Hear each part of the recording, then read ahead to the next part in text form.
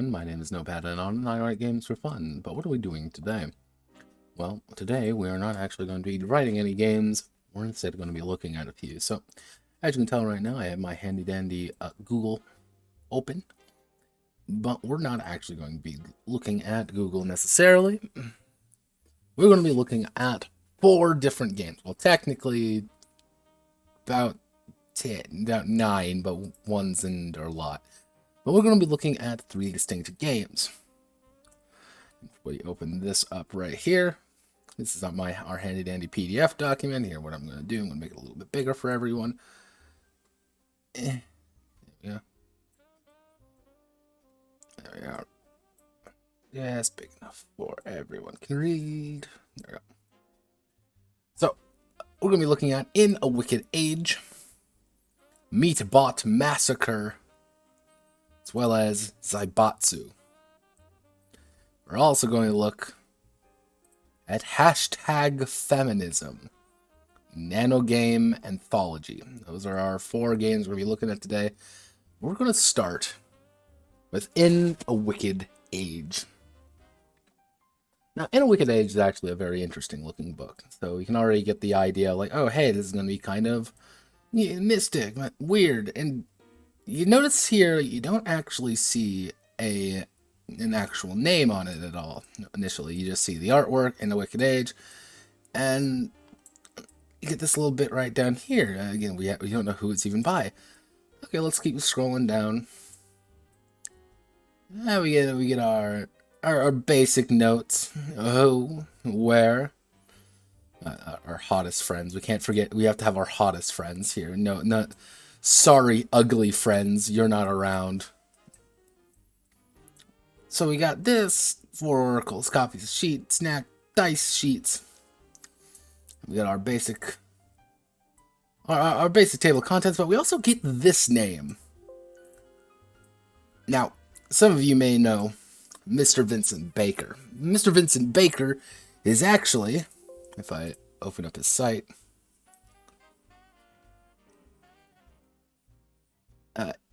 actually I can barely even put it right here. Mr. Vincent Baker is actually the writer for Apocalypse World, one of the largest, arguably one of the largest indie games ever. He's a pretty big deal. Now, mind you, In a Wicked Age is not what we would call his most successful game, nor is it probably his most famous. His most famous and successful are obviously Apocalypse World and its many derivatives. But I drink my coffee here. I want to get in a proper jazzy mood for this investigation. This did come out in 2007. Now, if we look at his website here, good old Vincent's been doing things for a very long time. Let's see. Let's see, Vincent. What you been up to? How much are you making on your Patreon? Curious. But let's see, we've got 1001 Nights, Apocalypse World proper, Kill Puppies for Satan, because we can't forget he also wrote that. Where is it? He also wrote a very interesting little game. Actually, did he write that? Here. Oh, wait a second. Oh, so every game he pumps out, he makes about $1,000. We like Vincent. Everyone pat Vincent on the head. And so overall, let me just do a double check on. He wrote. I can see it. He also wrote one of my favorite games of all time, known as Dogs in the Vineyard. Dogs in the Vineyard is incredibly a fascinating little game, as it is a very weird game, in fact. It's an incredibly strange game where you play Mormons. This game came out in 2004. This is actually a pretty old game. This is almost 16 years old at this point. The second edition is almost 15. However, if we go here, he's been doing stuff for quite a while. This game being from 2007, so this is early. This game is about 13 years old at the end of the day. Okay, so, and it's actually kind of interesting because one of the key ideas is that you have to consult the Oracle with most things. And what the Oracle is pretty much how you deal with the cards. Now, I actually have my deck of cards right here, which any aspiring game developer should always have a deck of cards because it's just useful to have. So, while I'm going through here, I will be... Let me just...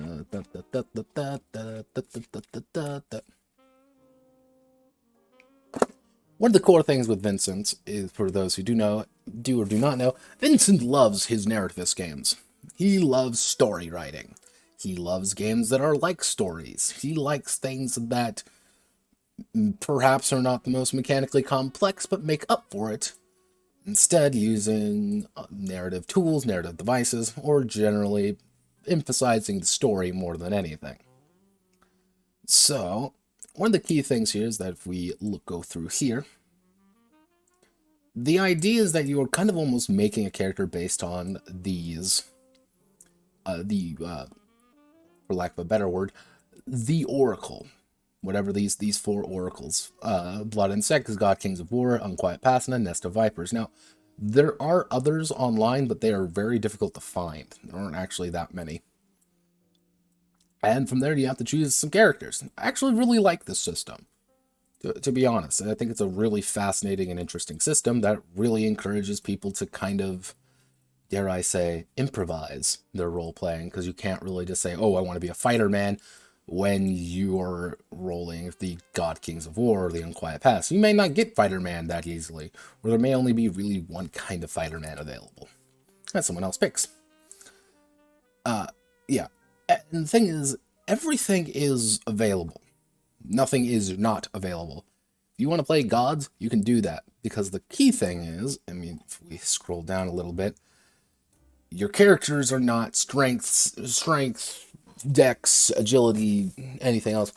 It's covertly, directly, for myself, for others, with love, and with violence. That's it. And that really brings out a different concept of how characters are made or characters are played. Because you're not doing things, well, I have 10 strength, I'm going to beat my way through the door. It's, well, I have a D10 directly, so I'm going to beat my way through the door because I'm cooler that way. But you also aren't going to be doing things for yourself very often, but you aren't really going to be doing things with love. So you kind of got to mix and match in how you want to handle things and who you handle it with. So if we go over here, this is how you make a character. This is pretty much it. Assign 1 die each to 6 forms. D12, D10, D8, D6, D6, and D4, which can probably be summarized easier. But again, this is 2007. We were in the dark age of things. 5e had not even come out yet, for God's sakes. This is still a time of 4e, or in the heyday of Pathfinders. Anything goes. This was narrative time, and there was no god, no monsters. There was only game. So this is it, really. Welcome, you've completely summarized the game. Like, oh, here's how you make NPCs. Action, maneuvering, self-protection. Done. Sign D12, D8. Yep, make them quick, make them fast. So if we go down here a little ways, next we have the best interest. Exactly as it is. Something that your character wants to do at the end of the day, which you could argue that in a Wicked Age, things like Dogs in the Vineyard and various other games that Vincent made kind of led to the birth of Apocalypse World, which I find interesting. Because one thing in game design I enjoy is trying to find the DNA of a game. Trying to find the aspects and bits and pieces that made something the way it is. Apocalypse World would not have come to be. Apocalypse World would not be a thing without In a Wicked Age, without Dogs in the Vineyard, without any of his other games, which we're going to go over after we get done with the book, that wouldn't have happened. There wouldn't be an apocalypse world without those, because every single bit of it kind of boils into Apocalypse World and its derivatives. So all those Apocalypse World games you love, powered by the Apocalypse Dungeon World, technically Sentai's one, and every other PBTA game out there, owes itself, you could argue, to In a Wicked Age. And I actually really like the mechanics, the idea of, oh, I want to do things covertly, I want to do things with action, I want to do things for love, I want to do things for violence. And I think this system actually does exceedingly well, as with most narrative systems, for one-shots. I think it's an exceedingly good game for a one-shot. But, as with most narrative games, and a lot of the time you will notice with Vincent's games, Vincent likes to write his games as if he is GMing them. Every game. And if you do not GM like Vincent, sometimes things get a little bit wonky. Which, it's a balancing act with narrative systems. One that's hard to fully find a good push and pull with.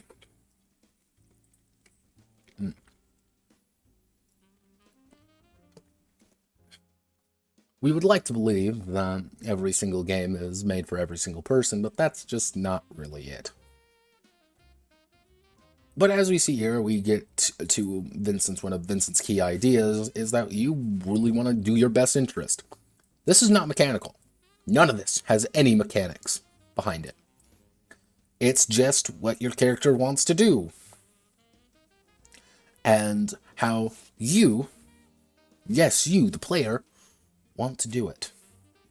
None of this, you don't have to do any of this. There's no numbers, no mechanics, nothing, no meat behind any of these systems. This is entirely you deciding what you want to do. We also have Vincent's somewhat pretentious nature going through. I like majority. I like a majority of Vincent's stuff. Do not get me wrong. However, Vincent is probably the most pretentious individual you will ever meet in game design, because Vincent does what Vincent wants. Again, there's nothing wrong. We need auteurs out there, but Vincent does have some interesting quirks with his writing and the method he approaches things. Do I necessarily like it? Not all the time, but does it work for some games? Yeah. So, bringing life. Honestly, this is the entire game. It's a very simple game at the core of the idea, and this is why I actually decided to do a few games this curious case in the deep dive, because these aren't big games. These aren't massive ones. These aren't important ones even. These are just a lot of little concept games. Ideas that deserve mention, that you should try to find. And In a Wicked Age has been in my various folder for, let's see, when did I... This has been in my folder since 2017.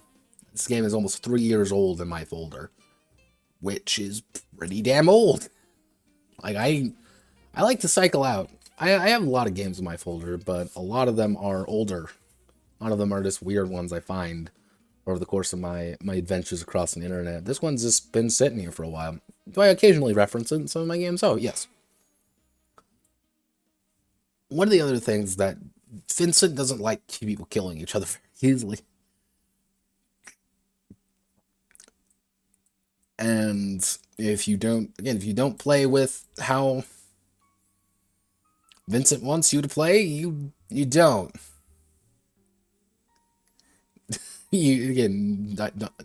Dice are not rolled, no matter how heated it becomes. Wait until one character acts, undertakes something concrete, things no other character can or will try to interfere.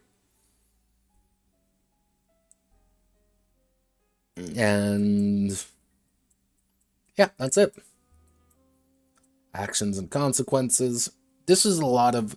You could argue this system really came from Vincent's time with Dogs in the Vineyard, which Dogs in the Vineyard actually has some interesting bits and pieces to it. And that's... Honestly, I'm surprised Vincent has not tried to remake it in more recent years. Probably make it a PBTA game, unfortunately. But Vincent kind of does what Vincent wants, and Vincent, I think, is too busy rolling in the massive amounts of money he makes from Apocalypse World and its various subsidiaries. So,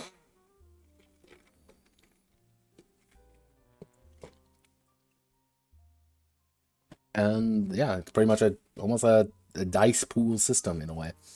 So, 6 stand, your dice come up, 5 and 6 don't stand. It's a very simple game at its core.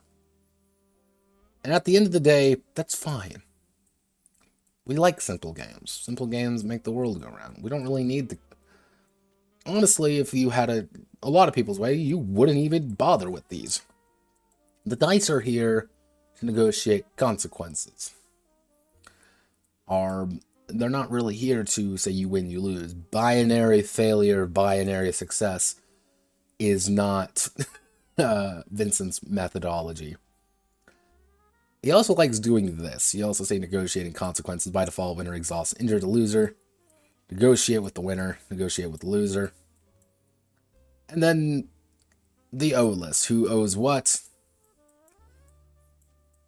Honestly, if you want to play this game, you barely even really need to worry about that.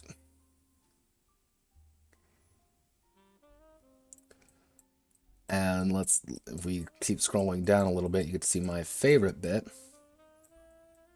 You also get to see, this is a very plain looking game. Like, there's not actually that much art. Vincent does all the art for this. If we zoom out all the way. As you can see, there's actually not much in terms of look, which... One thing I've actually been debating on doing is doing some of my own art for and doing something akin to this, but I need to do it for smaller games.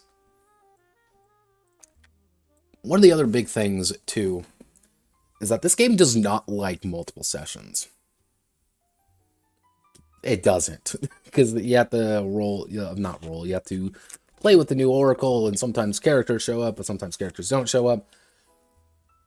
This game is built for one-shots. It does perfectly for a one-shot. And that's what this game is designed for. And there's nothing wrong with that. One-shot games deserve points. They deserve that something is important. So what we're going to do is we're going to actually make our own world. We're going to make our own. So right now I'm going to be using the Oracle, a nest of... Actually, I'm going to do... Yeah, we'll use the nest of vipers. So I've got my 4 cards here. I'm going to move it around a little bit. You guys can't see these, obviously, but I'm really crappy shuffling. I'm terrible at shuffling, fun fact. But let's display our 4. 1, 2, 3, 4. 2 of clubs, king of hearts, 9 of clubs, 8 of clubs, 2 of spades. So, our king of hearts. Night Wisp.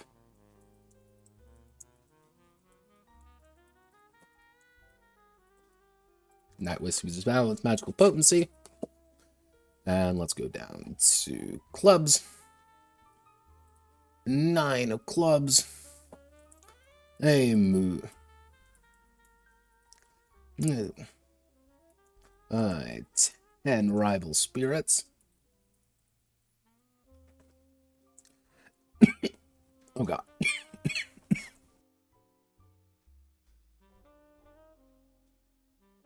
Let me just cough up a lung. And finally, a Tempter Devil, which is incredibly specific. Fond of luxury and sin in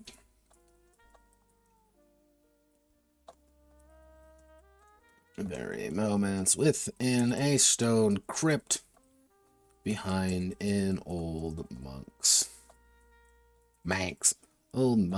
garden. And our final one being a 2 of spades, being the unscrupulous landlady.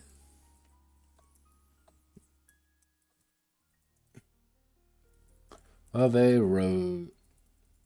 Roadside warehouse. So, those are our 4. And you can already kind of tell what the story's going to look like. We've got a moon gazer, possessed by 10 rival spirits. A tempter devil, imprisoned in a monument behind the stone crypt behind an old monk's garden. We have a landlady in a roadside wayhouse, and a night wisp who devours magical potency. We already have the characters: the night wisp, the moon gazer, the tempter devil, the old monk, the landlady, possibly any of the various people who reside at that wayhouse. Then we not even counting the fact that we have 10 spirits to work with. These are all characters, all ideas. You already see what the story looks like. And that's what we like. Let's see.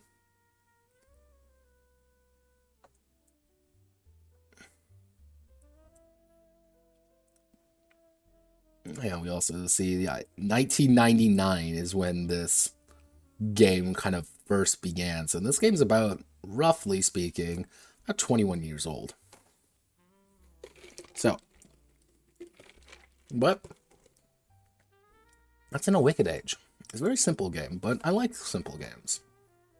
But if we look at our dear boys, other games, let's open these up. 1001 Nights. Mysterious stranger, beautiful women, enchanted swords, talking members of the Sultan's court, whiling away the sultry nights by telling pointed story, advance your own ambitions. Very, very pretty. All right, cool. Oh, here's Apocalypse World. You know, that game. It's 2nd edition. Oh, wow. It's almost like it's a very important game. And then Night Sky Games. Which is... yeah, you're seeing, Vincent's new thing.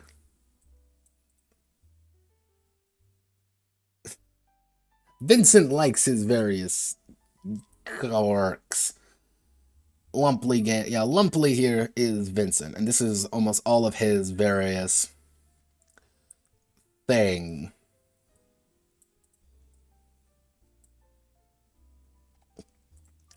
Also, here's Kill Puppies for Satan.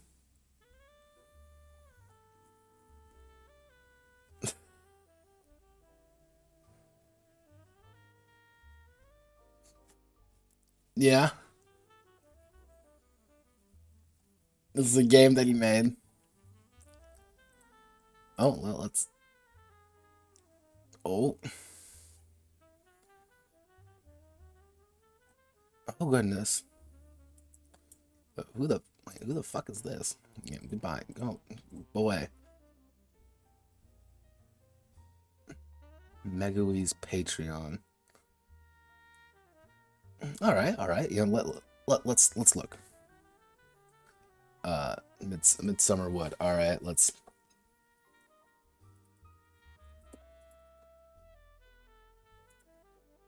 download it. 87 kilobytes. Let's do it.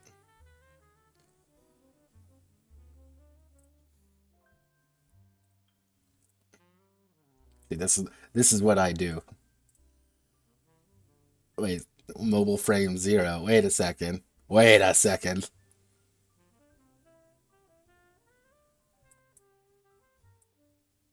Hey, wait a moment. Mobile frame 0. I guess you can use this. Oh, I'm getting confused now. All right, let's ignore the problems of our lives, shall we? All right, so here's Midsummer Wood. Fairy Court. 3 to 4 fairy players.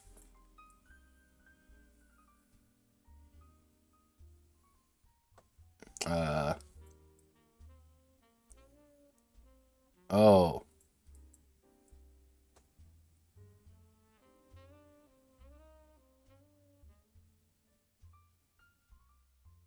Oh, wow. Okay.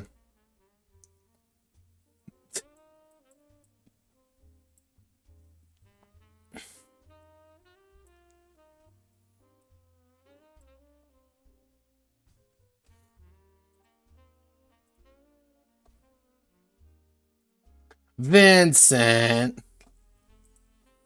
Vincent. What's with you and having sex with people? Vincent, no. Oh gosh. Alright, alright.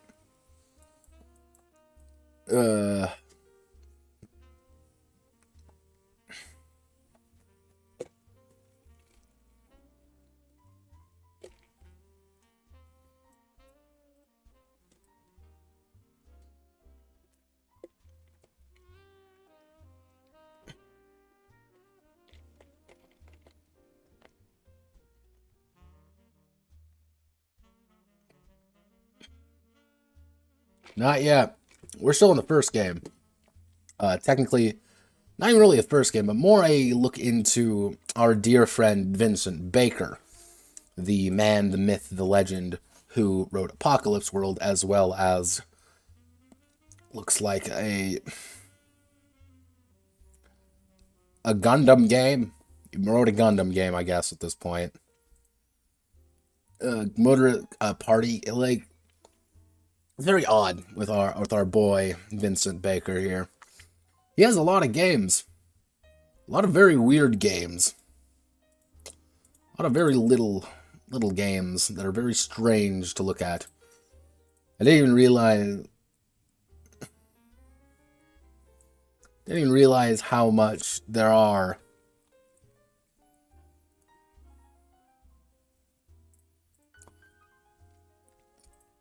What's the Gundam game? The fuck?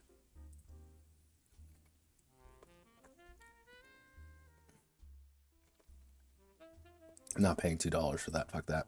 So, the Gundam game is from Mobile Frame Zero, which you managed to spread. Actually, let me make sure I actually close that out. Yeah. Colonize Galaxy. Mobile frames are hardworking, hard-fighting combat labor mecha they've brought with them. Your romantic ace mobile frame pilot caught in the undeclared war for the future of the Bentrol system. It's also $10 fucking dollars. If I were to be, it's powered by the Apocalypse game. It's also incredibly small. AC Newman's Joshua AC Newman's. I thought it was Mobile Frame Gundam.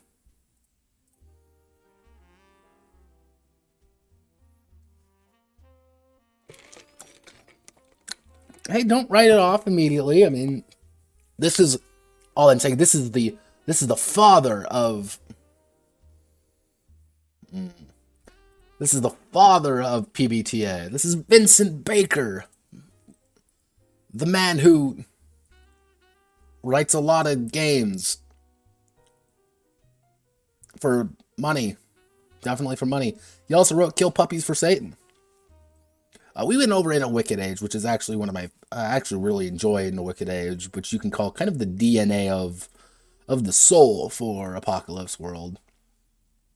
And I actually quite enjoy it because it has some interesting quirks and ideas. And we actually, if you see in my handy-dandy Notepad document, that is the little story that I rolled up using some cards. But I've actually never heard of this. Mobile Frame Zero. Joshua AC Newman. What the? Mobile Frame Zero? What?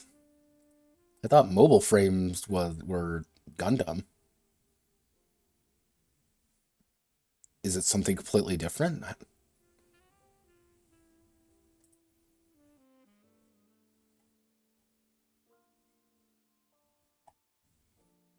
Wait, is this the full game?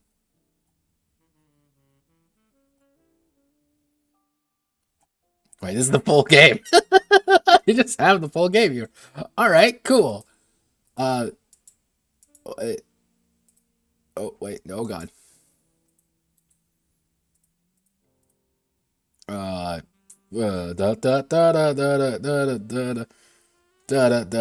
the first thing on Google. Yeah, this is just the game. What is mobile frame though? What is the fucking mobile frames? This is why we do this. This is why we go on these adventures, kids. Oh, it's mobile suit gun? Oh, I've been calling mobile frames forever.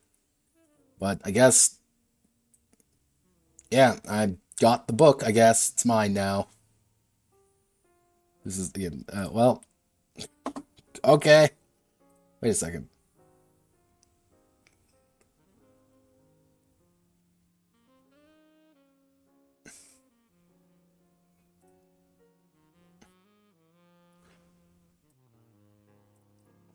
$82,000 for effectively Lego Mech rules. Is this even legal?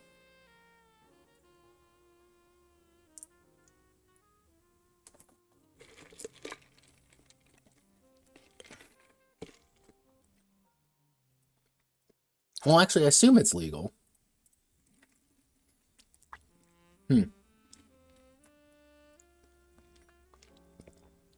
Just one of those weird things where it's like, I'm using Legos to make my game. Can I use Legos? It'd be like if I would say, like, all right, do you have a full collection of like Magic the Gathering cards to play my game?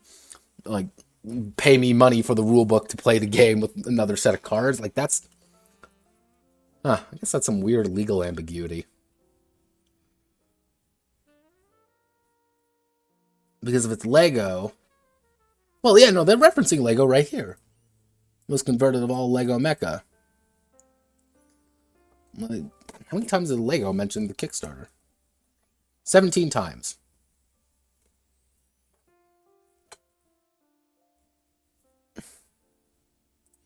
And this isn't the Kickstarter. I mean, any tiny giant Lego robots. Like, that's literally in the title of the game. Huh. Learn something new every day. But that's our look at Vincent. Notice how he also, fun fact, notice how on Lumply.com he actually does not bring up one of his oldest games being Dogs in the Vineyard. He doesn't actually bring that game up hardly. Why does he somewhat distance himself from it? I don't know. Possibly because Mormons. But c'est la vie. But we're going to be looking at our second game now. So I'm going to make a clear kind of mark moment here. And let's get Wicked Wage. This is a much smaller game. Much weirder game. Welcome to Meatbot Massacre! Yeah! So, Meatbot Massacre. How would you describe Meatbot Massacre? Outside, it definitely exists. I've had this game. Oh, when Feminism? Let's see, if we get past Meatbot, we have a little look through Zaibatsu, and then the nightmare that is Feminism.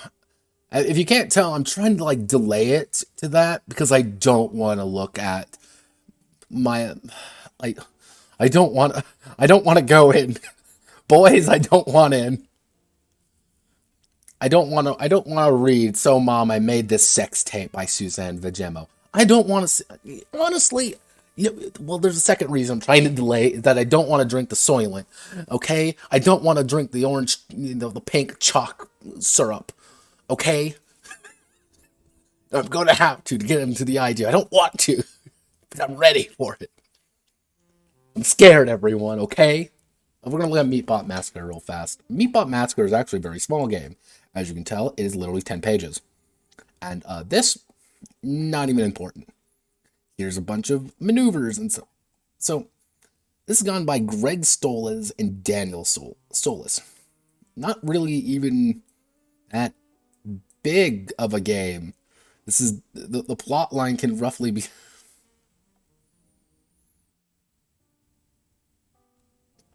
he's a Twitch Prime. He's a Twitch Prime subscriber. Or he just has Amazon Prime. Honestly, yeah, Meatbot Massacre looks really fun. I don't think it's a real tabletop. I think it's more like a skirmish game, arguably. Like, you just need a hex map, miniatures, Meatbot data sheet. But, like, yeah, everything is perfect. Everyone's happy, and just, you are 1 in 1/10 of one Only 1/10 of 1% of the population, people on Earth, have what it takes to deliver a kick to the shins or slap to the face. You are in that 0.1%. You're a pile of machines in these gladiator fights. You are an idol to billions. This is the term I want to use on someone one day. You are a meat jock. Is that an insult? I don't know. But don't worry, kids. I'm a meat jock. But, yeah. Well, get your meat jock in. Yeah, it's a really simple game, actually. But there's also a lot of little strategy to it that I actually enjoy. Because as a meat jock, you only have one trait, Massacre. Battlesuits left over from Canada Wars, 2203. Yeah, just how scary you fucking are is your Massacre rating. If you go ham, the more Massacre you have. Meatbot, move, defend, attack. Yup, meat stomachs. Meat is hot health. Stomachs is additional gadgets you can take. Because that's how you actually gain gadgets in this game. You don't have them as like, oh, it's attached to my body. Oh, no, you fucking eat them. Because you are giant bioengineered mech battle suits that are terrifying. And I'm not saying that I want to be a meat jock when I grow up. All I'm saying is, come the fuck on. Come the fuck on, guys. Look at this. Get in. Hop in, everyone. We're going on a magic adventure to Meat Town. But it's actually a really simple game.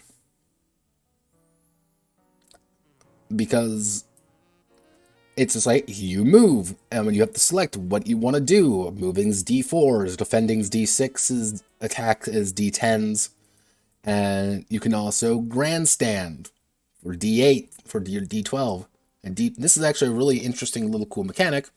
You will hit if you roll a 12. On a 1 to 11, though, you miss. That's it.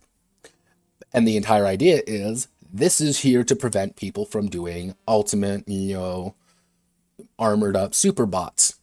Because, yeah, someone can just roll a 12 on their grandstand and beat the shit out of you.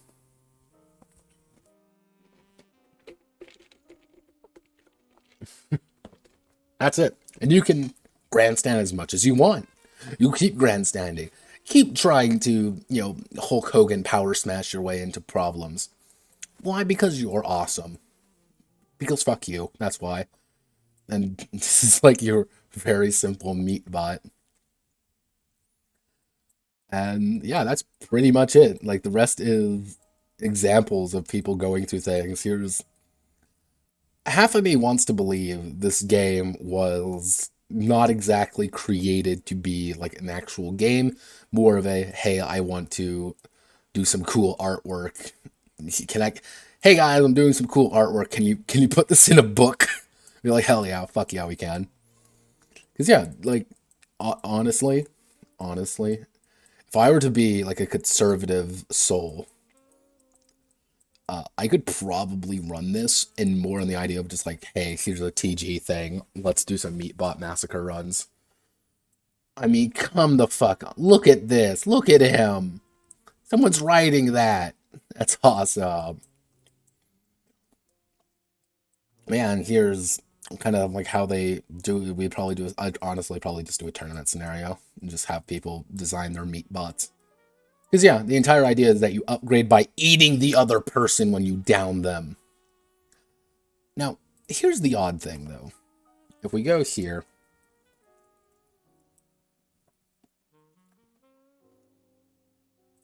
it's actually, go to Board Game Geek, pretty much the only place you can find it. It's not actually that well received. It's not like, oh, well, no one really likes it. It's actually kind of hard to find. Because the only user review for it is from 16 fucking years ago. 5.6 came out in 2005. And over the time, I've actually tried to find different things where you can actually get it whenever you feel like. It's actually free. I found it on TG about a year ago now. Let's see. Has these guys done anything else? Daniel Solis, Greg Stolze. And it's kind of more of a board game, but let's see. Oh, he's a game designer. Don't think that's him. Let's see. Huh?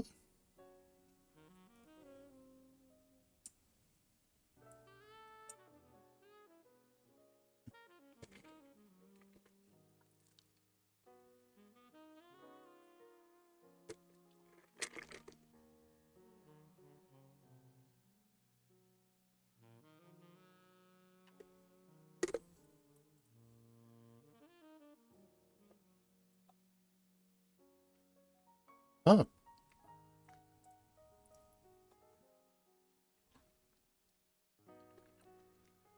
Yeah, I bet. But this is actually interesting.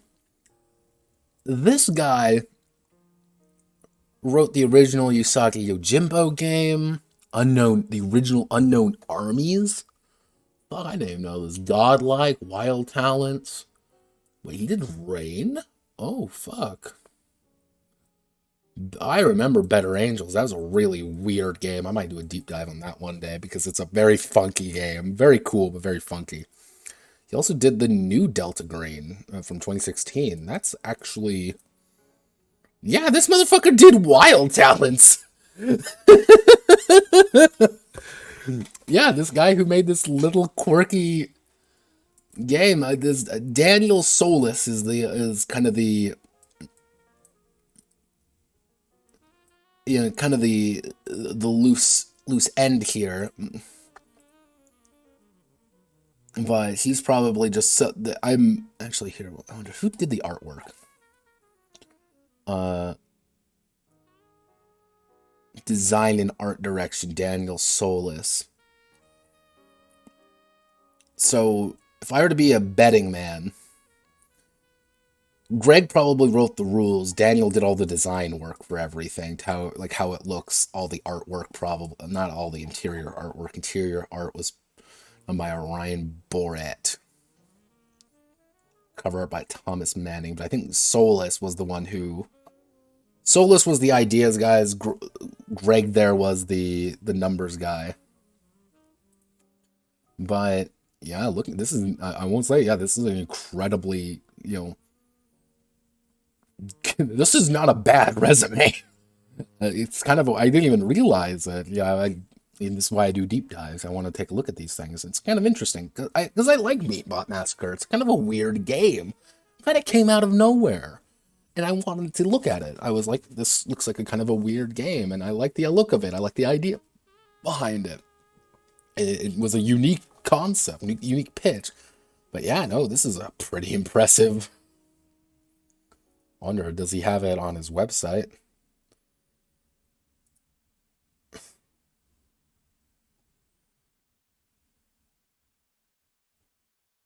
Huh. Yeah. Oh. Oh, he is.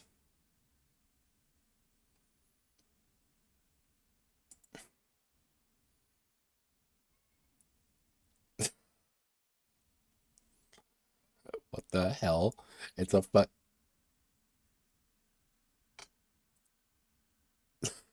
Yeah. Okay. Wait. Wait a second. This is the enhanced edition. 3 extra pages. Yep. Yeah, I'm saving that. Yeah, interesting. I. He's the one who also pioneered the ransom method, which is kind of cool, I guess.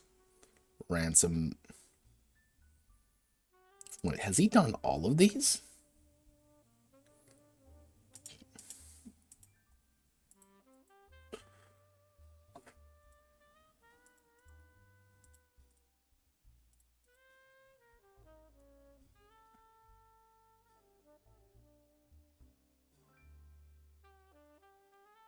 Not found. Not found. Heir to Europa.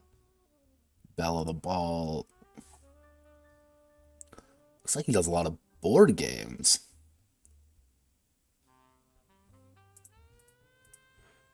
Light rail. Yeah, it looks like he does a lot of these like little light rail game. Like, looks like he's more of an artist, more of an art director who's kind of taken the idea.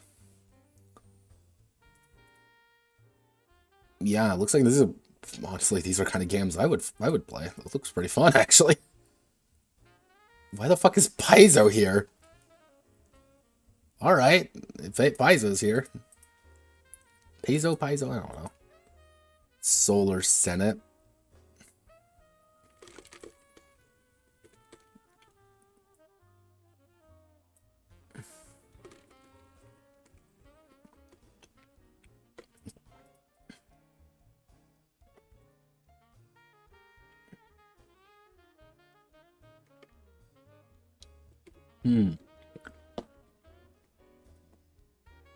Yeah, it looks like he just does a lot of these little micro games. Looks like for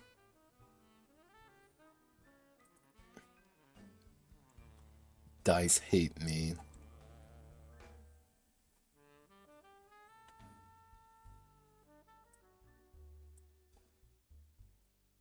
Card games. Looks like everything goes through Smart Play Games. Is this his company? Yeah, this is all of his stuff.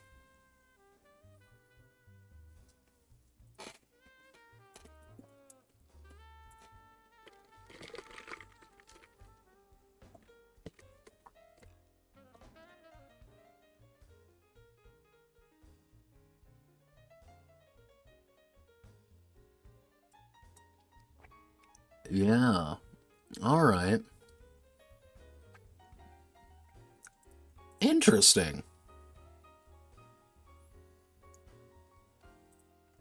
All right, and a pie. Yeah, okay, that would make sense. So this is actually interesting. So I think this is either his company or a company that he works for pretty extensively. It looks like they just do a bunch of like strategy games for like kids and stuff to help teach them stuff. That's kind of cool. I'm down. Looks like he does all the artwork. Above average fun. Pilgrims of the Flying Temple. Artwork looks very pretty. Either he does the art or he is... Yeah, that's actually kind of interesting. Huh. Learn something new every day about this guy. Yeah, no, the guy who did... the man who does Koi Pond is also the man who possibly wrote Meatbot Massacre. A Tale of Two Souls is what I have to say to that. But yeah, no, that's actually...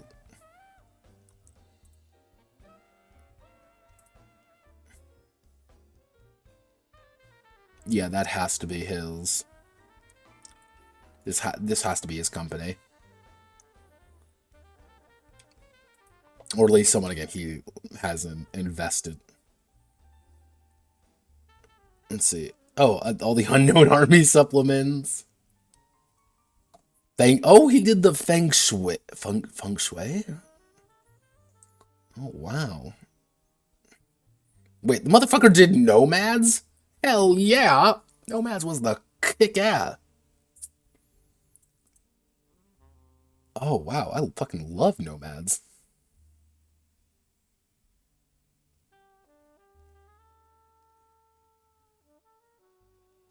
Nice. Like, this guy's obviously done a lot of shit. Jesus. Like, this isn't this like little stuff either. Like, this is some big feng shui. Feng shui? Huh.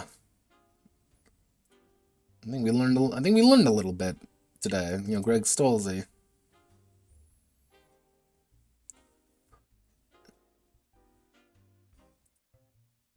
Oh, here's a... He also has a webcomic that hasn't updated since 2015. I'm not surprised. Games. Yeah. But yeah, no, this is actually kind of cool. Not gonna lie. Is there any other games that he's Fear Walker? Yeah. Huh. Learn something new every day, I guess. Alright, but with Meatbot Massacre out of the way, we move on to a game that's very odd. Welcome to Zaibatsu by Wolfpack Morbitze. So let me actually see if I can't find anything on this. Let's see.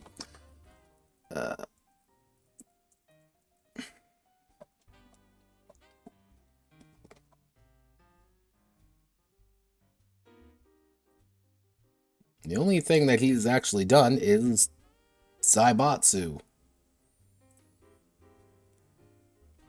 It's only this game that he's done.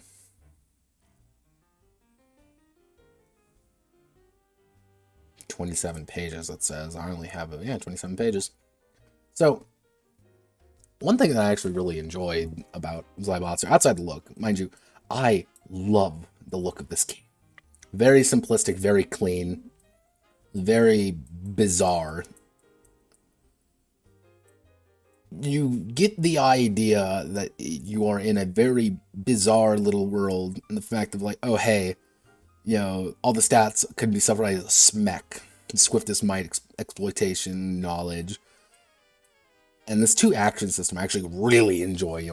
Everyone gets 2 actions: 1 action to aim, 1 action to shoot. You can move, suppressing fire, or 2 actions sprint or firewalk. That's it. Very simple, very to the point.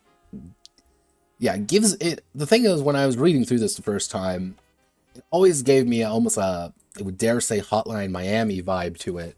That kind of idea that something's always happening, everything's kind of going forward. You're just like, oh, I'm really invested, I'm ready. And one of the cool things is that you are pretty much going by floor. That's what also kind of gave me the Hotline Miami vibe, is that you're building up to the end of the game, quote unquote.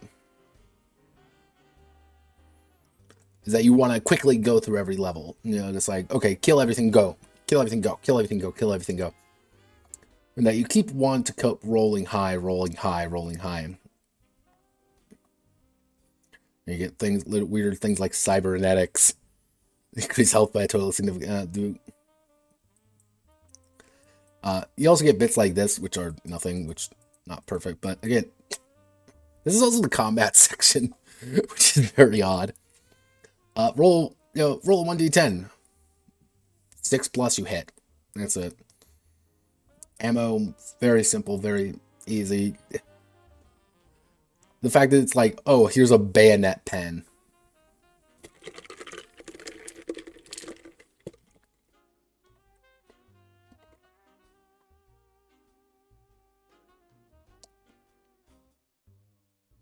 Enemy allowance total. Okay. HK85, CBJ, Nambu, Type 25. Again, it's this very... You can already kind of tell what game this is. You can already see it play out. Honestly, I would almost want this to be a video game, because the feeling of it is so odd. Yeah, also a sword that stabs with bullets. Experimental weapons. S99, a sword that stabs with bullets. Uses specialized ammo to maximize close range devastation. It's testing due to lack of target audience. The Terminator minigun. A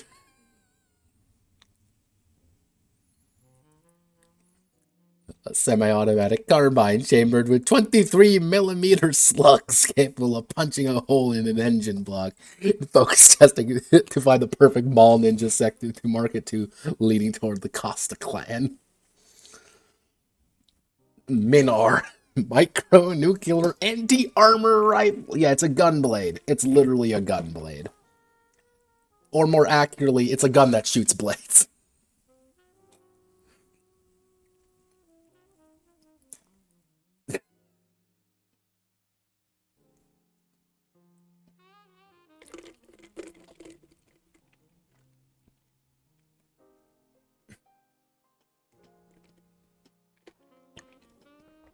Yeah, like these things are just ridiculous, and just everything about it is very clean. And I like the fact that yeah, boom, here you go. This is what you every floor you get an amount of allowance, so that's what you get to fill it up with, the GM, quote unquote. So let's say on a floor you get 5. I'm going to bring 5 mercenaries in. This is what they can do.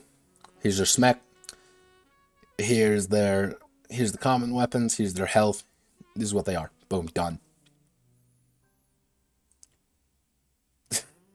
Suit fodder. Suit fodder. Or you get things like assassins.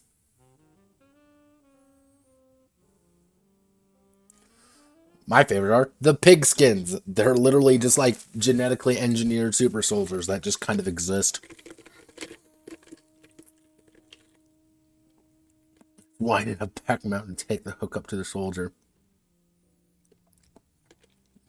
A biologically assisted circulatory organ normalizer, or bacon.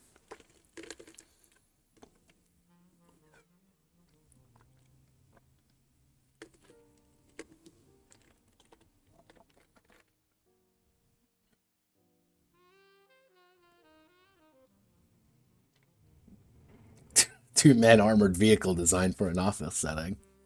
Like, it's this very dumb, very interesting little thing of doing it. And I actually like the fact that you don't buy things with experience, you have to buy things with money. Staying alive is fun. Kevlar, non-Newtonian slosh.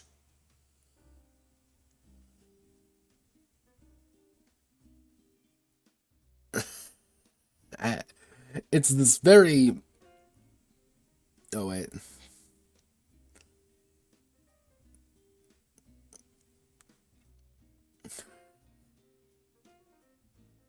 Shaking machine falling on you. Coins, strangely lost appendages. Yeah, because you buy everything from a vending machine. Because of course you do. And this is how floors are usually 10 points, 8 points, 6 points, 15 points for the higher ones. And you're already probably seeing this game is incredibly incredibly goddamn dare I say moddable. There's a lot of places that don't have a lot of mechanics, don't have a lot of ideas, but are very simple. If you want to add a new floor that has 20 points, but it's a massive, really tight, conjoined place, you can do it. Done. Takes 5 minutes. Easy. Add a new floor. It's done. You want to add some new cybernetics? Done. You want to add a new gun? Done. Follow the rules. Like, it's a very simplistic game that desires that you, yes, you are the one actually modding it. You're making it the game that you want it to be. I find that actually really cool. I love that kind of stuff. This is my favorite section. This is effectively the lore section, which is don't start the fifth corporate war, because corporate war is trademarked. Why? Yeah, you can honestly run the Final Fantasy VII Shinra raid. Easy. Honestly, you can probably take this system and run a Final Fantasy VII game easy with it. Easy peasy. Just replace all cybernetics with materia. That's it. You're done. Here's your game. You're now members of Avalanche. You're now... Everyone is Barrett. You get some like this fun little thing. Whoever wrote this obviously had fun. The fact that like, oh, you can't steal organs because organs are owned by the corp and you don't want to start the corporate war. How you can't steal any small bottle of shampoo. Food in an office refrigerator. Food anywhere else, fine, but you can't really steal any of in the refrigerator. That's a no-no.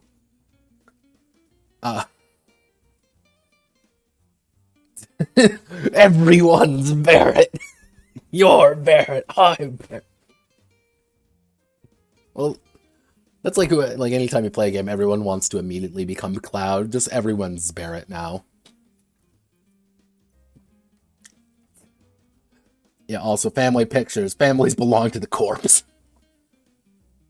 Also, it goes over the corporate wars. Property rights. Novelty mug. Game of golf. Won the right to use our food as edible TM over Euroco in battle. First corporate war. Yeah, it's honestly, yeah, it's a little bit of paranoia in there. Am I saying that there's a little bit of DNA? Yeah, definitely. And honestly, though, like all of this doesn't really mean much. Also, New Delhi. Also, I just noticed Delhi spelled wrong. Yeah. Let's see. Jackson and Johnson LLC. North American east of the Colorado River.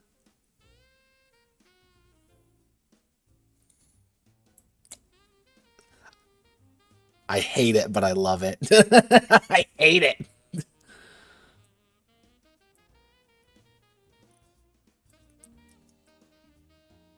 Yeah, it's this very dumb thing, but I love it because it's also look at this fucking character sheet. I love it. I love it. I wish I could do character sheets like this. And one thing actually in the future, what I plan on doing, and what I might be doing relatively soon, is actually making my games not look terrible and actually making them look half decent. Yeah, it is. And I've had this game for about 2-3 years now. It's in my folder, just sitting around. And yeah, Blur of Violence. Yeah. And I remember why this got recommended to me. It was someone was saying, hey, I want to run a Hotline Miami game. And yeah, tattlewanks@gmail.com, of course it is.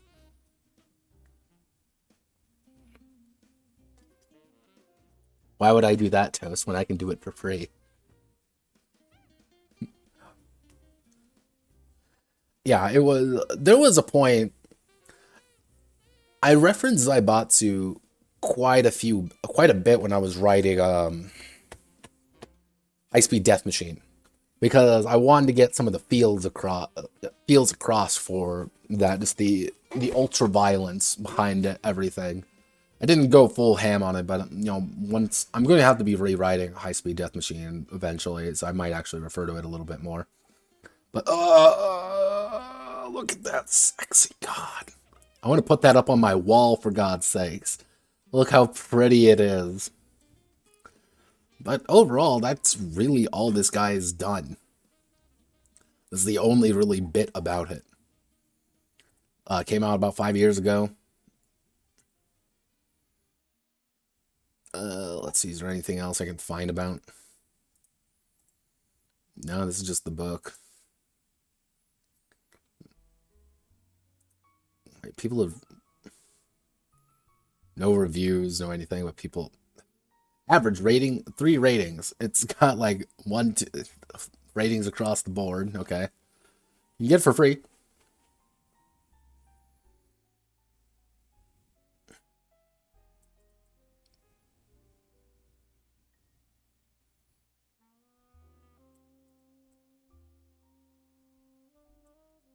Huh. Plague Smasher Press. No, that's it really. That's all. That's his only game. So yeah, it's weird. The publisher has it, but not. Okay, we're not going to think about it too hard. All right, so that is Zaibatsu.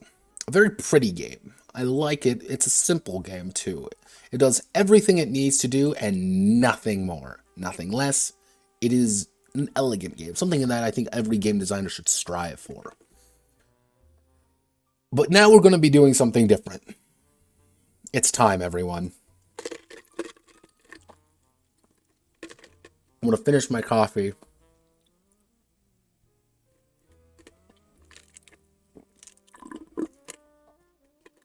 It's time. It's time for #Feminism. So, What is hashtag feminism? Well, under my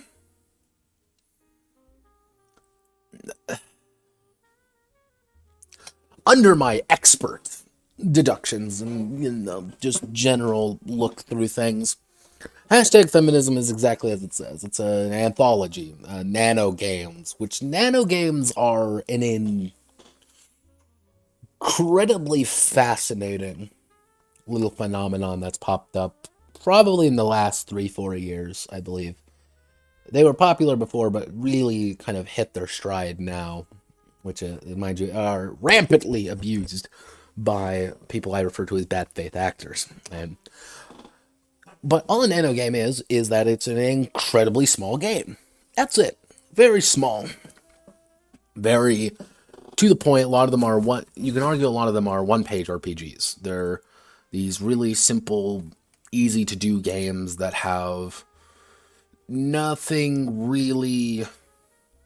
Okay. Nothing really substantial you can say to them, but they do one thing only. Some are decent, some are less than decent. However, here's the amount of people doing this. Yeah, this is not a small amount of souls here, but it's also done by Pelgrim Press. Oh yeah, wait a second, it's not even been up. Yeah, this is the amount of people that are working on this, or have worked on this at some point. Now, if the name Pelgrim Press sounds familiar to you, is that it should. This is Pelgrim Press. These are the people who do 13th Age, Cthulhu Confidential, The Fall of Delta Green, Gumshoe, Mutant City Blues, Night's Black's Agent, Sword of the Serpentine, Trail of Cthulhu. All of these actually pretty decent games. And then you see hashtag feminism. Hashtag feminism came out about 3 years ago. How much do I need? Oh, sweet mother of fuck, this is $25. Hoo boy. So just bear that in mind. This is 25. I'm actually going to zoom in.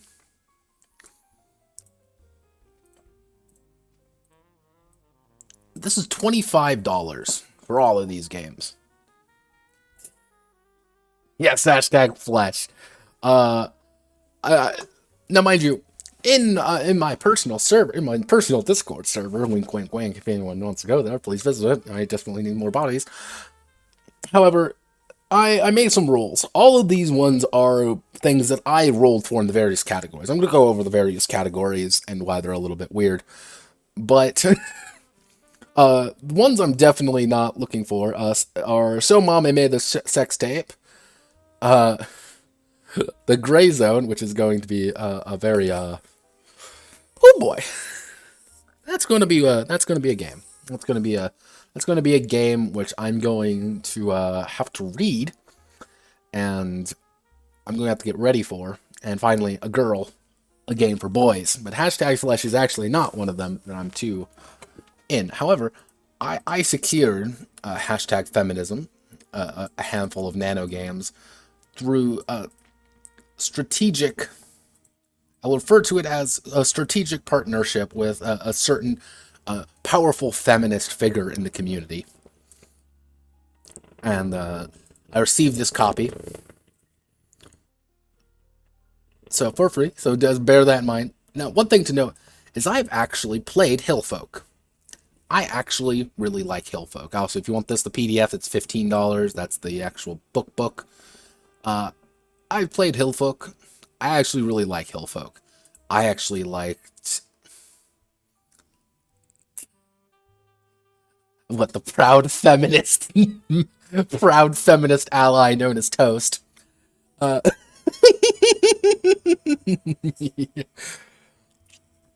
Don't worry, he's our resident male feminist.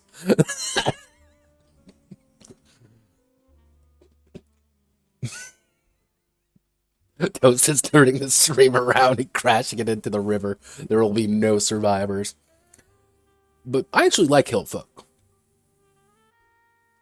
You may be wondering, why do I like Hillfolk so much? Because it's a very fascinating little game. It's a game about building a community. There's no dice or anything like that, but it's a very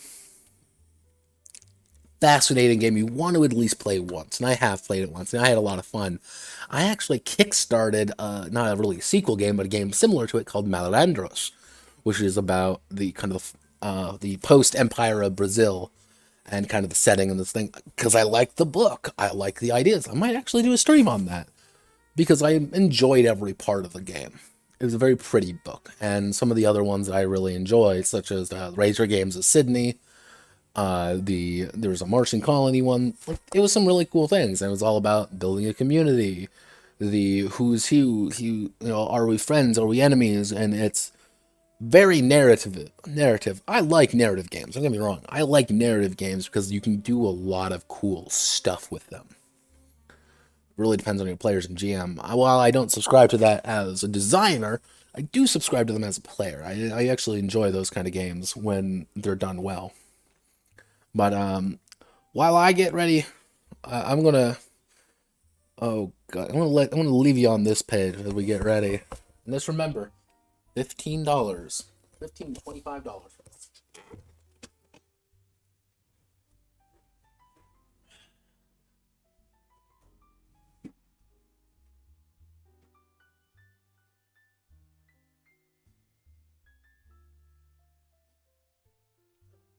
All right.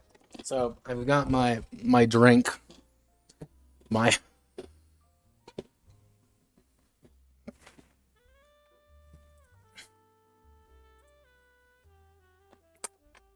there we go. Hi, I'm alive. I have my strawberry soylent, and I just want to. God, it smells terrible. But I wanted to get touching with my feminine side as was appropriate. I don't know what the fuck sparring partners means either, honestly. But here I go. Oh God, it's like drinking pink chalk. Oh God, it's terrible. Yep, that's pink chalk, all right. Ugh, okay. Yeah, no, I got touch with my feminine side. So I have to blend in.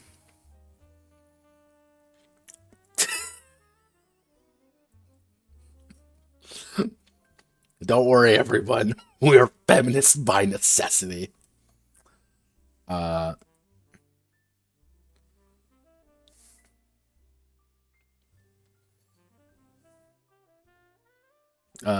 okay. Now, this is a little interesting tidbit. Scenarios about 5 men doing well nearly anything gets labeled as great games, while scenarios that focus on women's experiences are for women. We want to expand the designation of great games to include works that speak to our own lived experiences. Feminism belongs in the analog of game design because women are human too. We produce a collection of highlight feminist voices and create space for our explicitly feminist design. Now, I want you to take a note of this phrase right here, for women. We don't want things to be just for women. But of course, that would be wrong.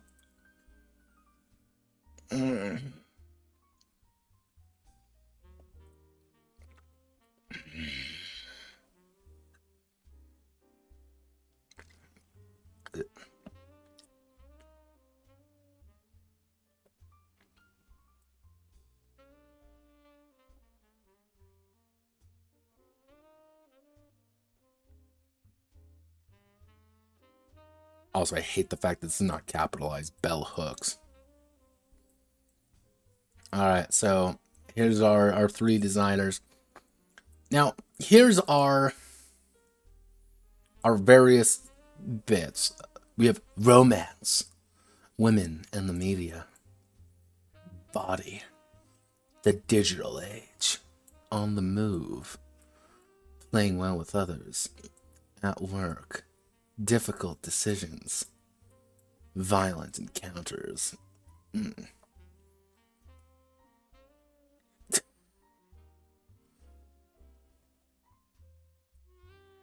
All right. Okay. No. No. Gee. Okay. You're gonna see this a lot. You're gonna see this little phrase right here.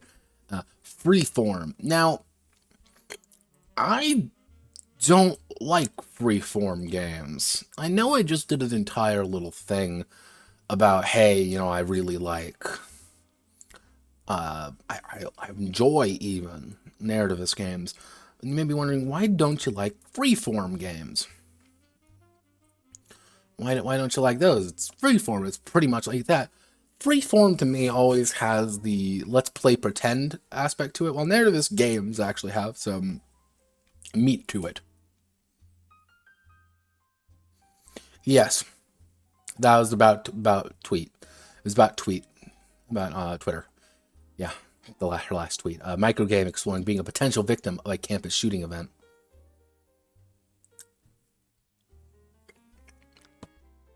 God, I can physically feel my body recoiling from this.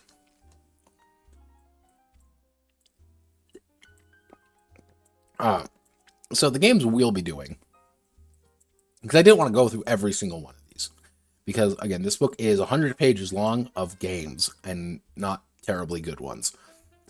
And rather than bore you all to death by saying, oh god, it's another one, we're just doing one from each category. If you want to look through it, go as you will. But what we'll do right now is we will go through every single one of these, but we'll go in depth on a few, and I'll point out which ones I'm going to be doing specifically. So,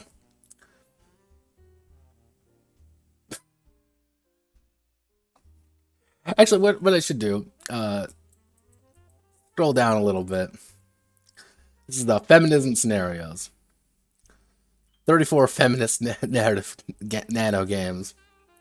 Less than an hour can describe concisely about this book, use the book, how long this is going to take, teardrops, the emotional intensity.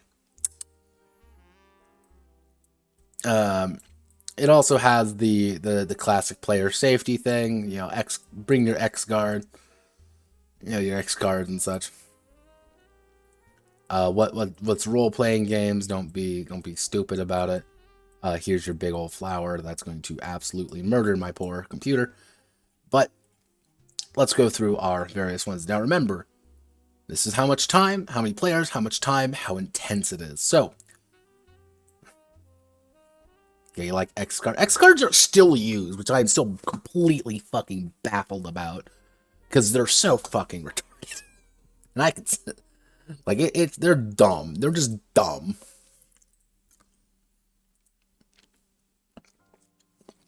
Okay, so this is the first game you're presented with. It's First Date. A game about a date gone wrong. And a rant about the orgasm gap.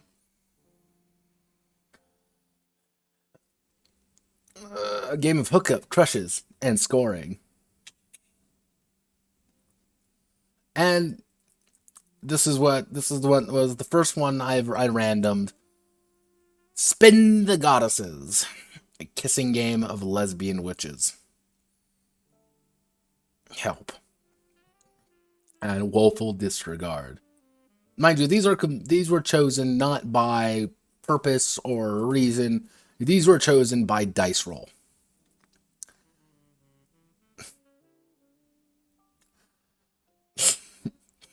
I haven't even read the fucking names of these yet. Manic Pixie Dream Girl Commandos. Man. All I'm saying is that this is the anime that needs to exist.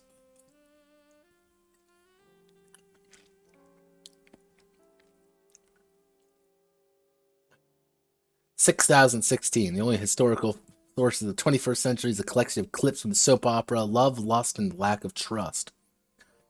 I don't even know what the fuck this game's about, and it's like, alright. Oh no. Oh no, Tropes vs. Women. I remember that. Oh, wait. Let's... Where...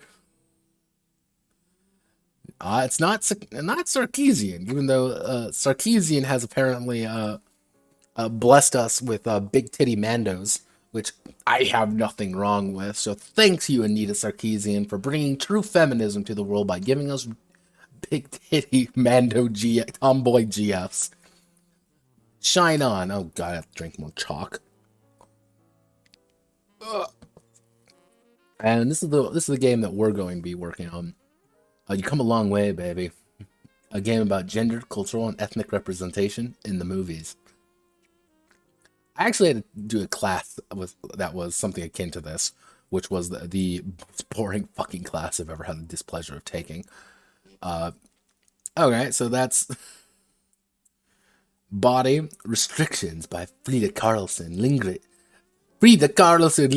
and Sophia Stenler. All I'm saying is, can you smell the Norwegian? Can you smell the Scandinavian?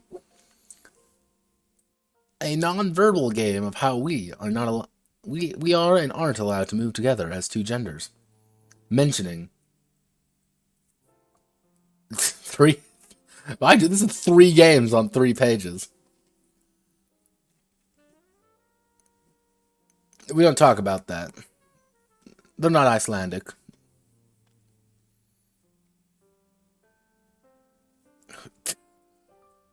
Now, this is one that we're going to be doing. A physical game about the objectification of women, or how women's bodies are butchered into parts.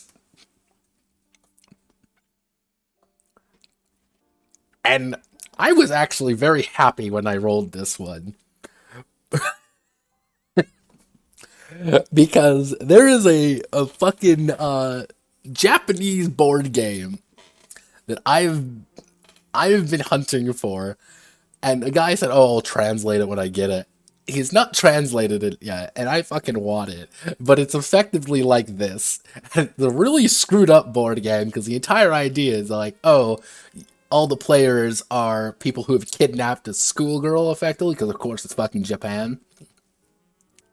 And what you have to do is you have to gradually torture her. And I'm not fucking with you when I say this either. Like, this is a legit game. I'll try to find it again.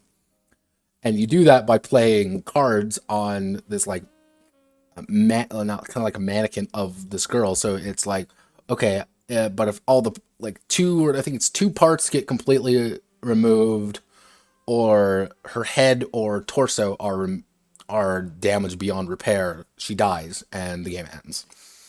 So it's like, oh, well, I have a card that bruises her slightly.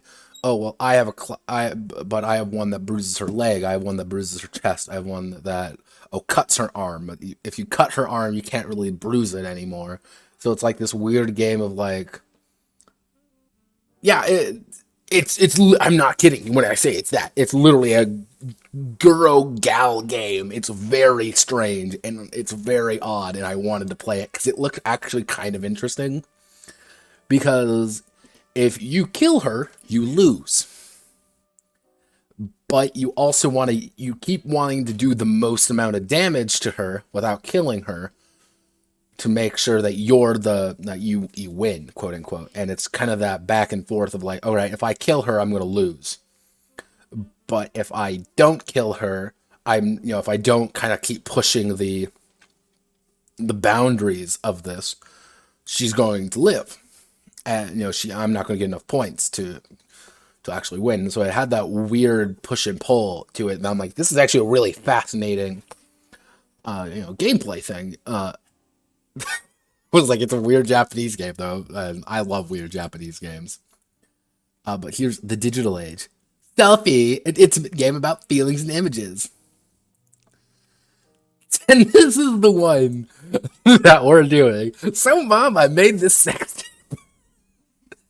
I don't know why. I read that immediately and died laughing because it's the idea of like, oh yeah, hey, Mom. So I made a sex tape. I can just picture some fucking Valley girl saying it, and it's hilarious to me. You also have My Sister. You also get these really specific ones all throughout. A game about freedom of thoughts and ideas for girls in Pakistan. Now, I want you to remember the key point that this isn't a game just for girls. However, it's a very specific game for girls in Pakistan. Also, Elsa Helen That's a very, as you can tell, a very Pakistani name. So on the move, friend in need, street harassment, victim blaming, and friendship. Oh, yeah.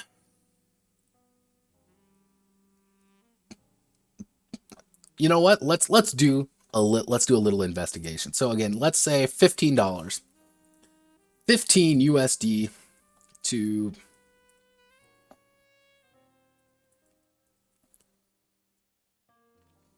So, according to $15 in Pakistani rupees are $2,411 Pakistani rupees. So let's do.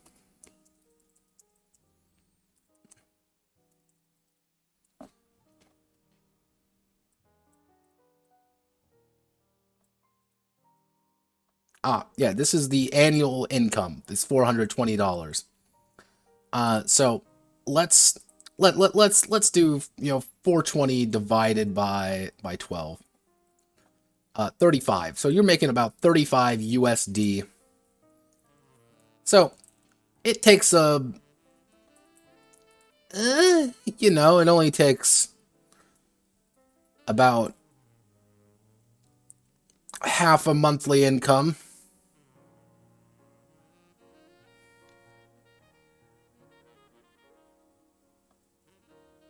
Yeah, no, it takes about half your monthly income to buy this book. This is average, mind you. Now, one of the other things you have to remember is that this money right here, 420 average, is among all Pakistan.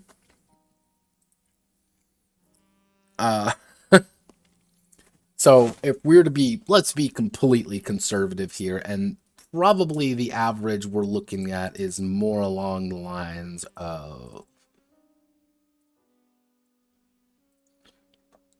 about $25 a month.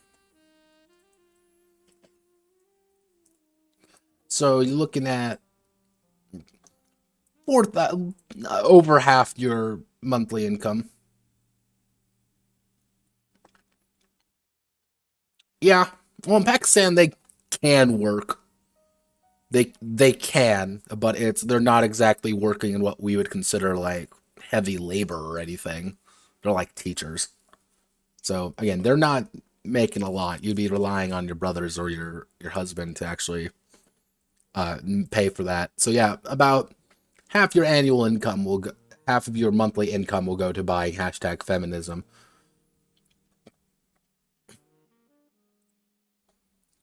Just a casual reminder for the whole family. I just want to make sure that you all know. Uh, Driving to the reunion, an intergenerational. Wait, what does that word even mean? Intergeneration. Okay, actually, an intergenerational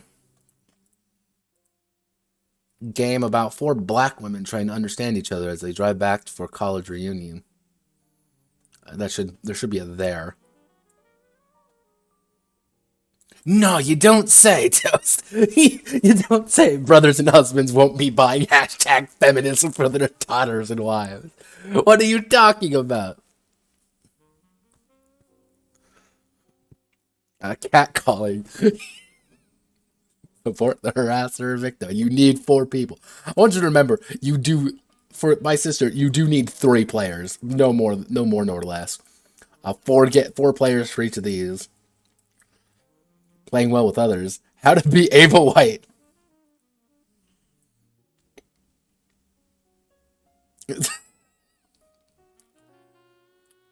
I want to be at a board meeting. Parts of Ava White's personality decide how to make her the perfect woman. Shout down. In this game about gender interruption, a bunch of engineers need to fix a problem with a rocket engine in the dwindling time before launch.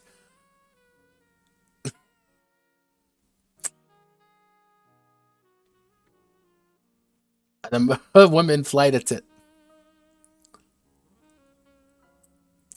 Let's be fucking honest with ourselves here, Toast.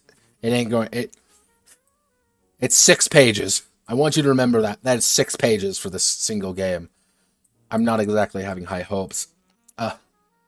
Also, I don't think this sounds right. A woman flight attendant performs emotional labor to serve 3 different male passengers. The writing in this is not, yeah. Now, I actually did, for this one, is Ma, can I help you with that? A game about family, aging, and the gender nature of caregiving. I'm like, ah, cool.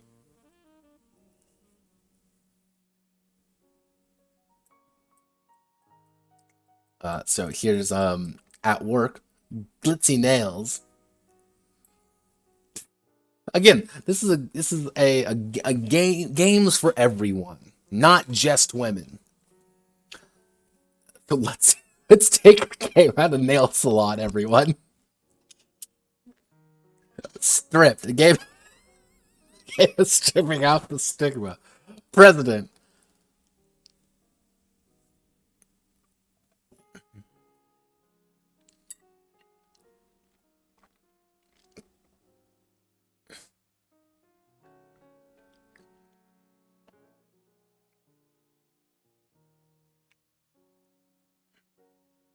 Yeah, it's Emily Careboss. Also, president by Kesa Kangas. The war-waging Achaean Empire has elected its first female president, a very successful lady general. And feminists are conflicting agendas are trying to draft a press statement together.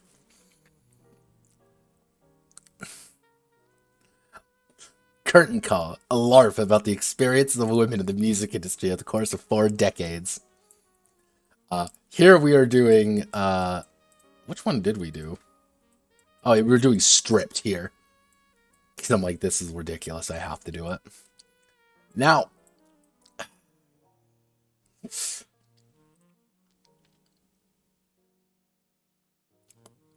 yeah, don't you know, the Empire elected the president, and the president just simply sauntered up, held a gun to everyone's head, and said, okay, I'm the president now. Imperial presidency, duh. So this is actually the one that I that was rolled for this, and I feel it's only appropriate, called the Gray Zone. A LARP. Let me zoom in here real fast. There you go. I want you to remember this is a LARP about the gray area between rape and consensual sex. Oh boy. I actually have an oh goodness after that, just because it's yeah, no, I'm not excited for that one. Daily life of French family planning clinics. Like, it's these very bizarre, like really specific games that just baffle me. Uh, Players examine the impact of Ireland's prohibitive abortion laws that have on people who find themselves pregnant. Games for everyone. Everyone, remember this. I want to re-emphasize. These are games for everyone. Also, here's our game that we're going to be reviewing, which is a girl game for boys. A small exercise about empathy designed for cisgendered men to take a glimpse of what it feels like to be a victim of violence against women. Her last tweet, a microgame about being a potential victim of campus shooting. A free-form nano scenario about what it's like to serve and defend as a woman in the U.S. military. Okay, those are all games in this illustrious book. That's $15. Let me re-emphasize this real fast, because that's very important. Now, let's go to our first one. Oh, God. Spin the Goddesses. All right. A player group that self-identifies or is gendered by society as women is recommended. 30 minutes. 3 levels of blood. Blood, a bottle or other spinable object. At one end, assigned as the tip. With one end assigned as a tip, papers and pencils, and 5 representative objects. Keywords: kissing, lesbians, paganism. Alright, so it's a spin bottle art. Oh god. It will be a lesbian kissing game. If you play, you'll be doing actual kissing, or instead use thumb kissing.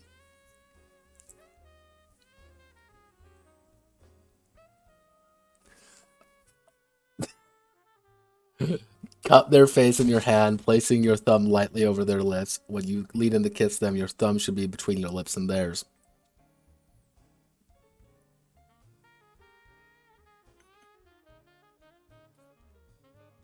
Guys, I think this is literally just a game about getting girls to kiss each other.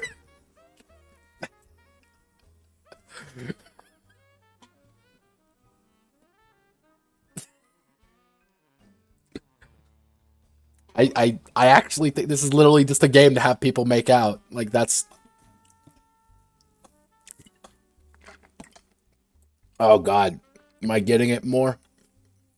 I'm like halfway done with my soy, and I hate it.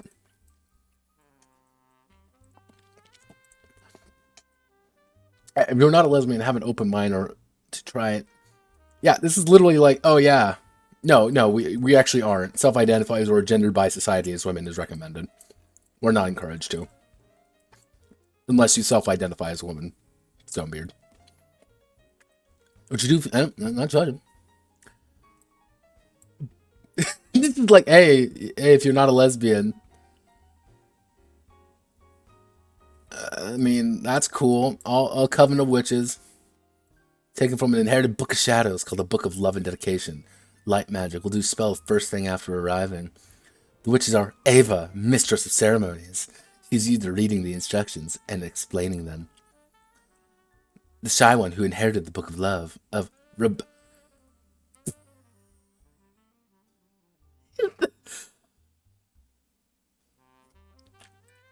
Is that even a way to spell it?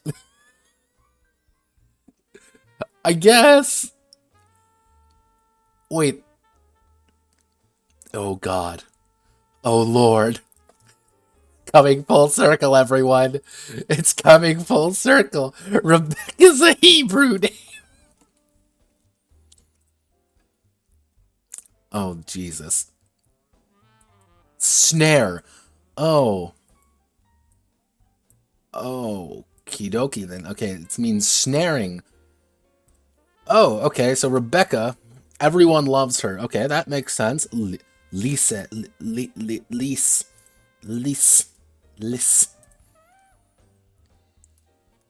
It's all coming full circle, my god. I never knew. What do you even pronounce? Lise? Not Lise? Lise? That's a really weird way of spelling that. Alright. An active LGBT educator in the youth centers. She became pagan in women's studies.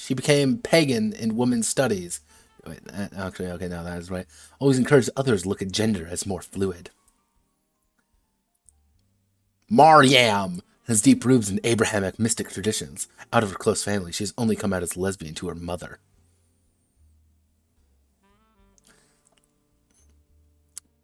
Including Mariam or Mariam. I like Mariam. Like, everything's just spelled slightly off.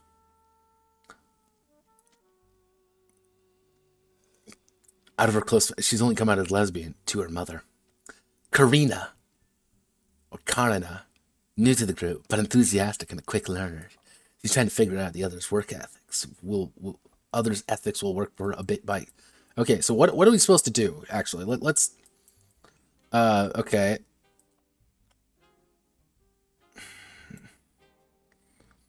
Don't forget which goddess you're currently channeling. Write down the names 5 pieces of paper. Wait.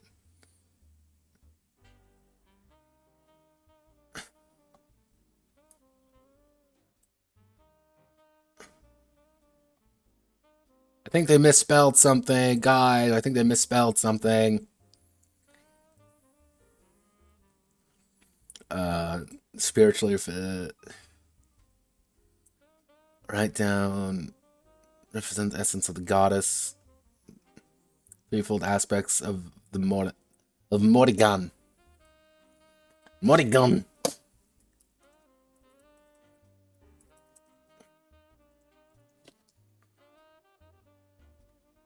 Okay, so they're Irish now. Alright, that's cool. Alright, they're Irish. Alright, they're Irish people. God, why must the Irish lose that?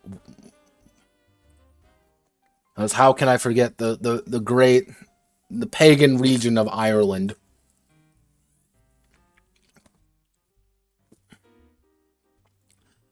Chapeau always builds a bottle when she has kissed the witch indicated. Everyone passes their note object to goddess you channel. Wait, no, I don't. Oh, I don't want to do that. I want to go back up. I want to read about how to kiss people.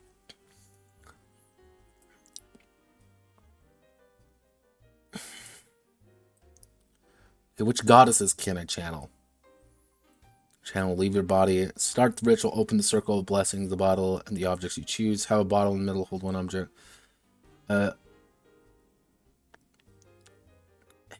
Hecate, Artemis, the Morrigan, Freya, Venus. Okay. All I'm saying, boys, lads, if I was a pagan god, if I was a vast and terrible pagan deity of destruction and holy, anger, I'd be a bit pissed that everyone was just like, okay, Freya, Venus, the Morrigan, Artemis, all of those technically the same. It's fine. I'd be just like, the fuck are you talking about? Nani, the absolute fuck. Where's Hera in this? You'd think Hera would be, cool in here, but you could, no, okay, no, stop thinking. Okay, so actually, here are your 6 goddesses? Unless Freya Venisafo is... All I'm saying, Freya Venisafo... Yeah, Freya Venisafo sound... Again, they put commas here. Again, this sounds like a really, 30s actress name. Oh, hey, everyone. Who's ready for Freya Venisafo coming out, everyone? Everyone give a round of applause. Awesome. Yeah, let's do that. Spin this my preference, spin my preference. You conclude... Wait. Which means Sappho's object note is past full circle. Yeah, human, passion, threefold judges, Earth, Ava, Rebecca, Lisa. Wait a second. Wait a fucking second. Okay, so Sappho is the human. Okay, you lead the ritual, spin the bottle, and this chant, fortune spins to my preference, spin the preference, then you kiss the woman indicated. Gaia's the mother of Zeus. She's Kronos' wife. But Gaia's kind of just left to hang around because she saved Zeus. So Gaia's kind of cool. She's a Titan. And everyone likes Gaia because, I guess, Gaia. She doesn't really do anything in mythology, though, outside save Zeus. Freya, Venus, Aphrodite. Oh, wait, I forgot. All 3 of these are technically the same. I want you to remember that. Freya, Venus, Aphrodite, all the same. Physical passion. If you get kissed, draw the other woman close to you, entangle her, and encourage her with words.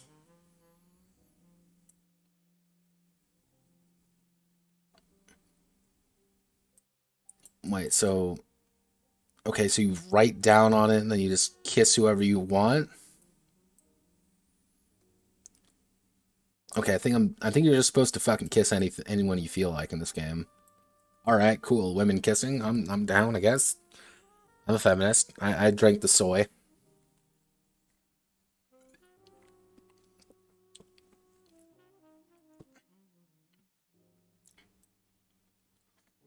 If kissed, choose one of the blood. Maiden, shy, experience learning about kissing from the other. Mother, not your mother. And equal to one, kissing her knows her way. Desires takes the initiative and guides the kissing.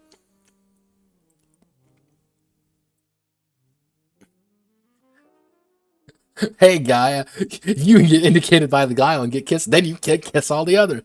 This is literal. Guys, we are not even one game in, and this is just a game about making out. This is just a fucking game about making out with people. Oh, Jesus. Oh, Jesus.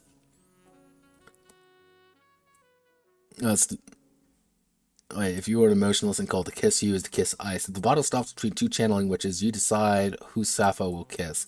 So Hecate just lets people make out. Alright, cool.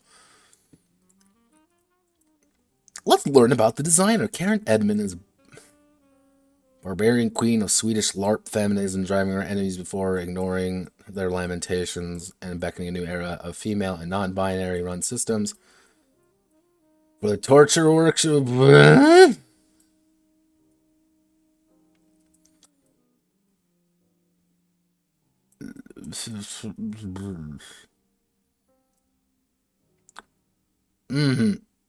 Mm-hmm. Mm-hmm. Okay, I just want you to all remember that Kara Edmund here. Yeah, she runs a BDSM barbarian LARP. A Swedish barbarian LARP. Yes. Oh jeez. Okay, let's scroll down a little bit. We gotta. I just want to look at here. Manic Pixie stop character in film. What? Okay, 3 to 5 players.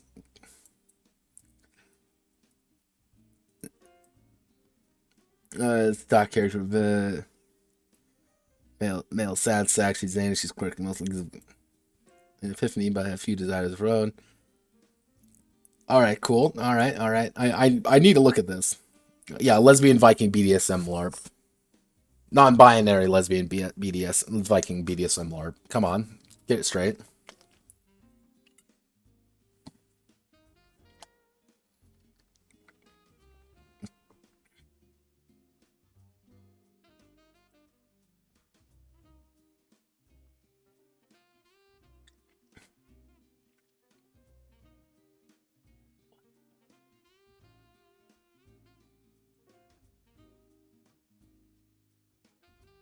I don't want to go in STEM.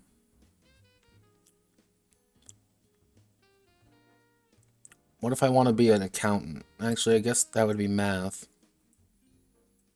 Or hair, accessories.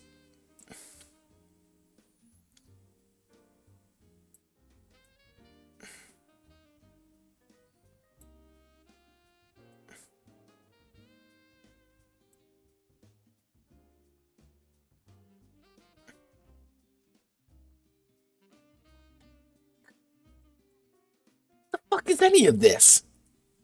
Jesus. No. Okay. Inspire people around.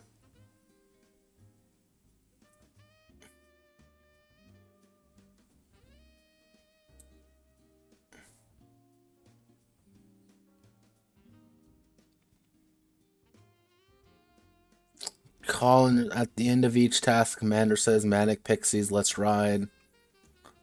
Plan on the mission. Please use the timer, spend no more than Tesla discussing your plan. Execute the mission. Start a 20-minute timer when you arrive in an appropriate public place.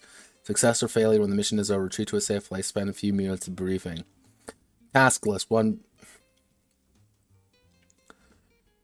point. Taking a tweet an adorable group selfie. Squad compliments a stranger for at least 60 seconds. Sing at least one verse chorus of an ABBA Madonna song with at least one stranger. 1 point for each additional person to join in. Organize a line dance. Get lipstick prints from stranger on each commando's cheek. Yes.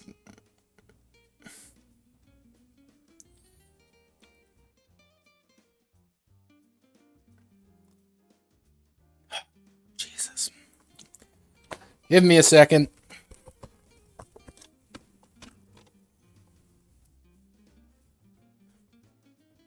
Give me a moment, oh Lord. I'm not paid enough for this fucking shit. Okay. I've got the inspiration juice. All right. So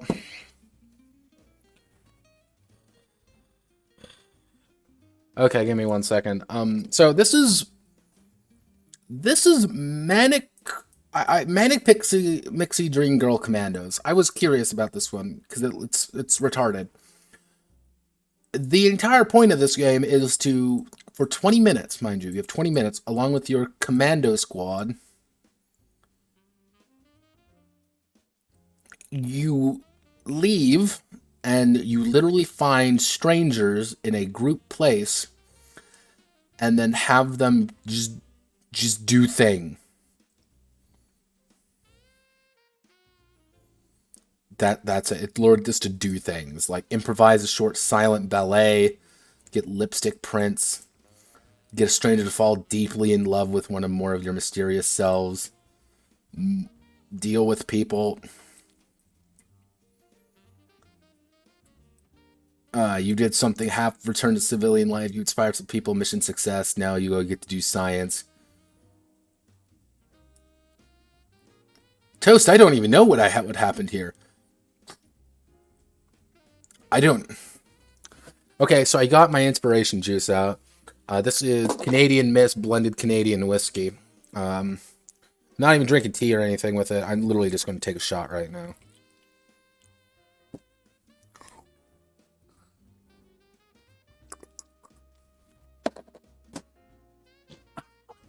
Ooh. I brought the whole bottle out, too.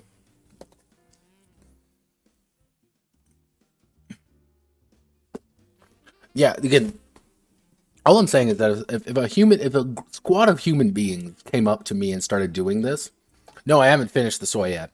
It's going to be soy and whiskey now.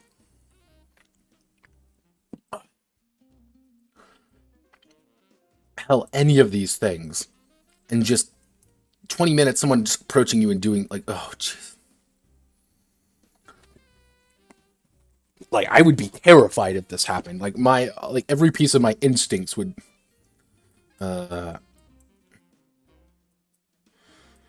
hereditary, what? Reform game, LARPs and factories,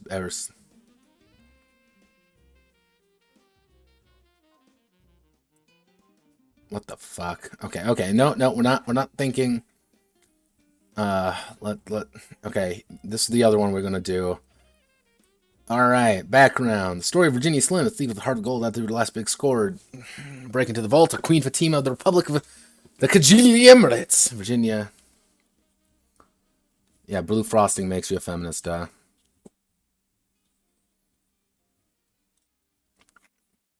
Yeah, dude, what I want you to do is I want you to imagine you and a few of your friends, female friends, mind you, because, mind you, all of these are encouraged to be women, and just, like, assaulting Toast.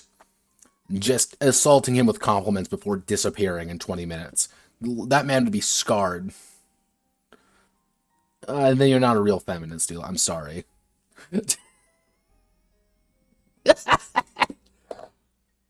Oh, God, what the hell am I doing? Okay, so...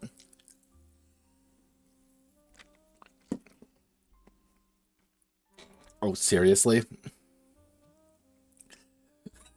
Break into the Queen. Queen Fatima of the Republic of the Kajili Emirates. Virginia teams up with Xana Ferguson, a zany, murderous criminal mastermind. Special Interpol agent Jasmine Habib. It's literally Habib! This brings Virginia and Xana to justice and protect Queen Fatima. Oh, God. The new flame, the old flame, vie for Virginia's protection. Filmed on location in Dubai. This is a real movie. Virginia Slim. This has to be a real movie. Please tell me it's a real movie.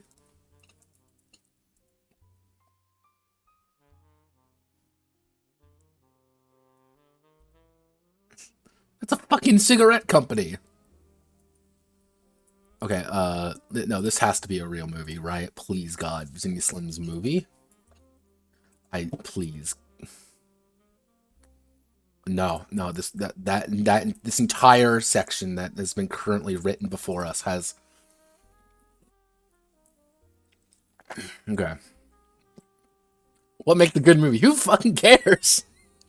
Players protect actors and their characters in film whose magic formulas to fail a gender swap... Bechdel-Wallace test and offer hollow, stereotypical representations of the other. At least two women with names who talk to each other about something other than a man. All right.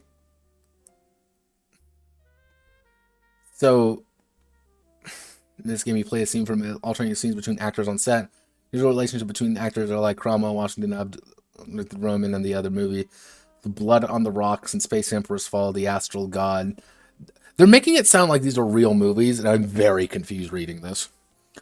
In the world, and best friend, sexy newcomer Frank Willis, and never been with Sasha Roman. Who the fuck are these people? Jean-Claude Barker. When he's 60, osteopath Dr. Benjamin Flitz. The comedy series Flitz. Actors improvise and Roman gives constant, generally disruptive direction to make sure that here to a magic movie formula. Scenes shot in no particular order. Plot is unimportant. God, I would fucking hate this movie. Okay, so Sasha Roman, 63.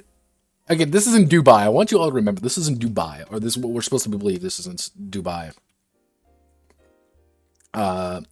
American, Canadian, Australian, USA, Frank Willis, Belgian. Oh, Jesus. We got a Belgian. Other roles played by the main cast.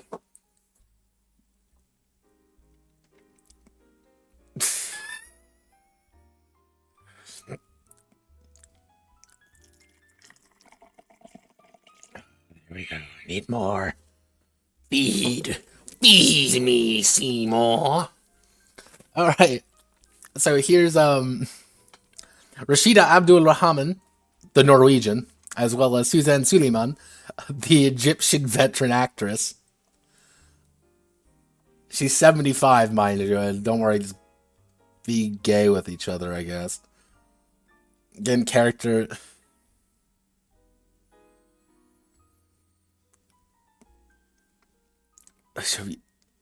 Okay, so I want you to remember, we're all supposed to take the roles of these characters.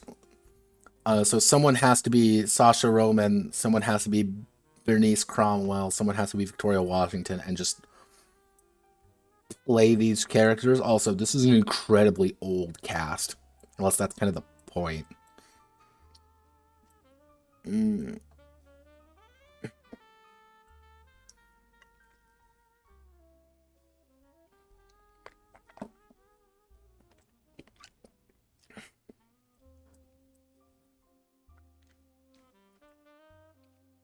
It's literally you trying to do a movie. What's a bad movie?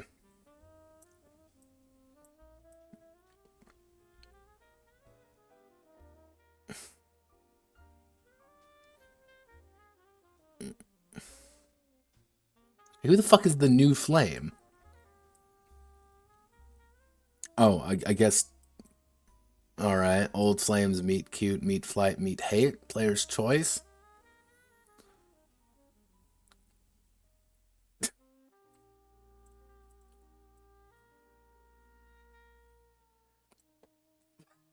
Suzanne Suleiman, Aziz Abdul Rahman, do the diversity thing.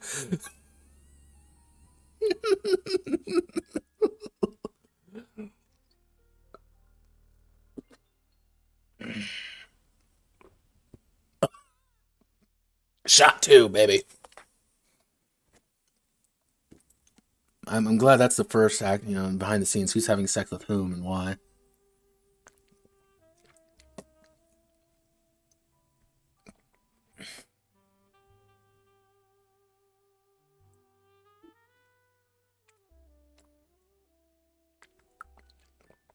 Okay, the movie should have at least 2. So this is the director's thing.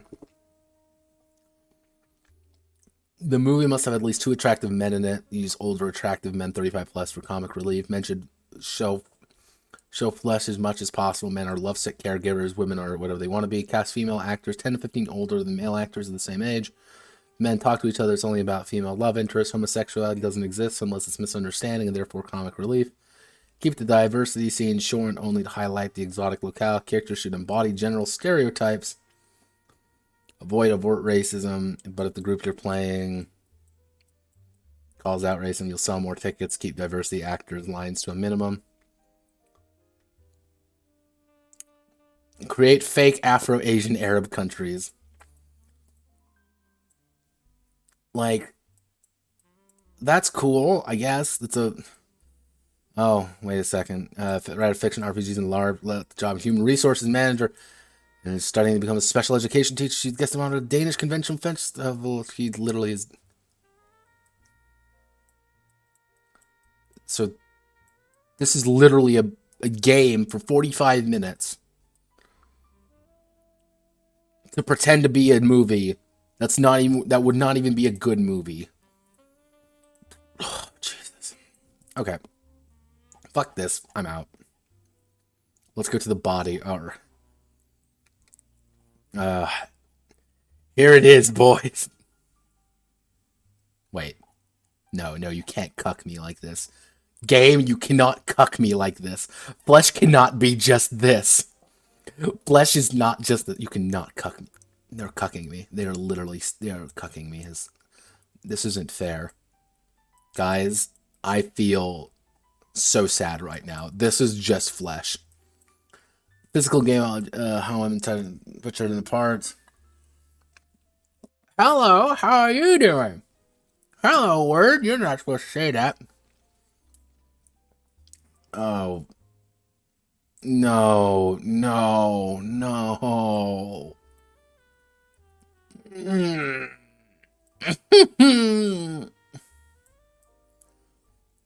Jeez. Okay. Read the game through aloud.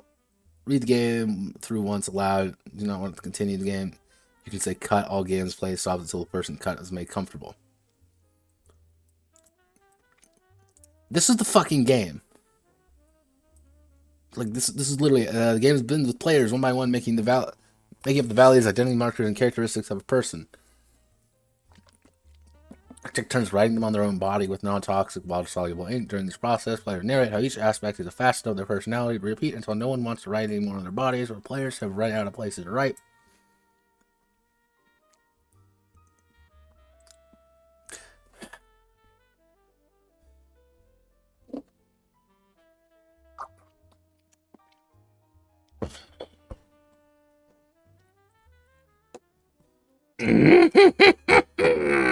Homie.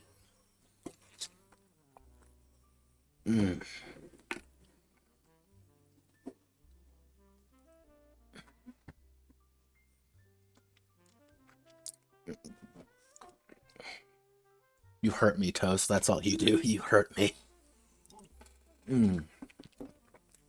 Did I also take the bottle of whiskey I have in my hand and just drink straight from the bottle? Yes, I did. It's that bad. Each person enters society and is introduced by everyone takes turns licking the words one by one off one another's bodies while narrating why that characteristic is not important.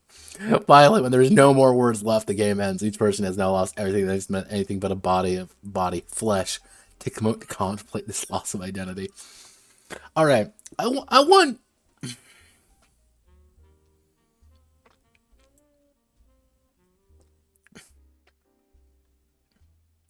I want everyone here to just close your eyes for a moment and realize that this is quite literally a game about the objectifying the concept of the body. That's what it is at the end of the day. And that's actually quite a serious thing. There's actually a lot of things you could do with that. You can make, like, for example, let's say I want to make a tabletop game. Because that's what I do on this channel, usually, except when I'm drinking myself to a fucking coma. Oh. And I want to say, like, hey, your body isn't important. Start removing parts of your body and replace it with something that makes you better. I've already done a better job than this. Because it's the idea that your body, you don't matter as much as being more efficient, being better. You have to be better. Remove your arm, replace it with a cybernetic. Remove your legs, replace it with spider legs. Remove your other arm, replace it with a cannon. Remove your heart because you get a better one. Remove your lungs because you can get better ones. Remove your head because it's not as valuable. Replace your body because it's not as valuable as something better. Yeah, something like Shadowrun. That's the idea of taking the idea of the flesh and removing it. You don't need it. make yourself faster, stronger, better. But are we really better? Your essence in Shadowrun depletes. Your humanity quickly erodes as you do this. This is a game about writing things on your body and then having another person lick them. I want you to remember, this is 3 to 12 people. So minimum, you're going to have 2 people lick you. To a maximum of 11. 11 people lick you.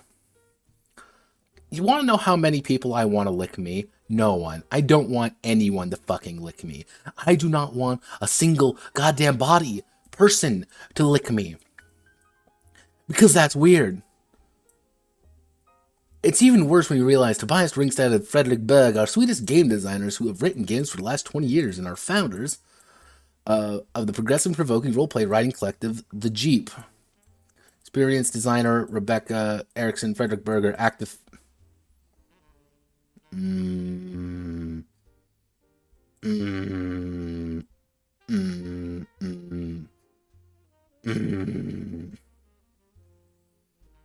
Honestly, the cute girl licking me? No. That's kind of weird. I'm not gonna lie. Honestly, like, I always associate licking with eating something, and the last thing I want any human being to do is, like, be like, you taste really good, and then, like, try to eat my arm. Because you want to know what? That invites cannibalism, and cannibalism doesn't benefit anyone. So, what is hashtag flesh? Hashtag flesh can roughly be summarized as a game for cannibals. A feminist cannibal. Intimacy is different, but just like, this is 2 to 11 people. This is 2 to 11 people that are going to be licking you about identity. I'm intimate with a person. Not 2 to 11 people. Yeah, this game is made to get... Is this game about people licking each other? Yes, it's a game about people licking each other. Alright. Okay. Oh, God, here we are. Alright. So, Mom, I made this sex tape.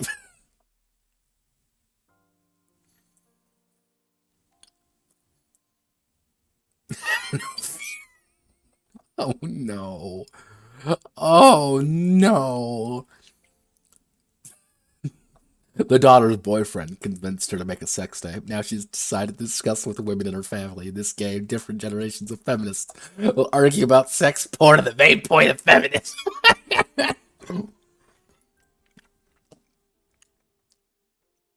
The genre is drama. All the characters love each other, are passionate activists who will never miss a chance to bring up their own strong political opinions in loud voices. However, good arguments might make them change their opinions. Overreacting is better than underreacting in this game. Oh, God. Okay. Out loud, include the relevant character play.